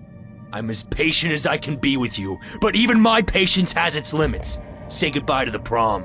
Are you out of your mind? You can't do that! He's right. This is too much. All right, you can go to the prom, but I'll drive you. And you can't go to the dinner or the after party. The punishment was very harsh, but considering what Fred had done, it seemed fair enough. The one who wasn't happy at all was Fred, who shouted in desperation, full of rage. You can't do this to me! I've been waiting for this fucking party all year! You're a fucking scumbag! You can't ruin my life like this! I went over and spoke to him to try to calm him down. Relax, Fred. It could have been a lot worse. Furious, Fred locked himself in his room. The days flew by and the prom had arrived. Fred still wasn't dressed, which caught my attention. I went up to my room to grab my purse, but suddenly, Fred stood in the doorway and stopped me. Linda, can you do me a favor? Of course. Do you want me to help you comb your hair? Stay locked in here for a few minutes. Whatever happens, don't leave the room. Understand? Fred, I'm a big girl. You don't have to protect me like this. I'll survive an argument between you and my uncle. Just listen to me. It'll only take a few minutes. Okay, psycho. I'll wait here. Let me know when you finish the show, and we can go to the dance. Thank you. That said, Fred closed the door and locked it. What the fuck? Hey, I never said you could lock me in. Fred just walked out. I jumped on my bed and let a few minutes pass.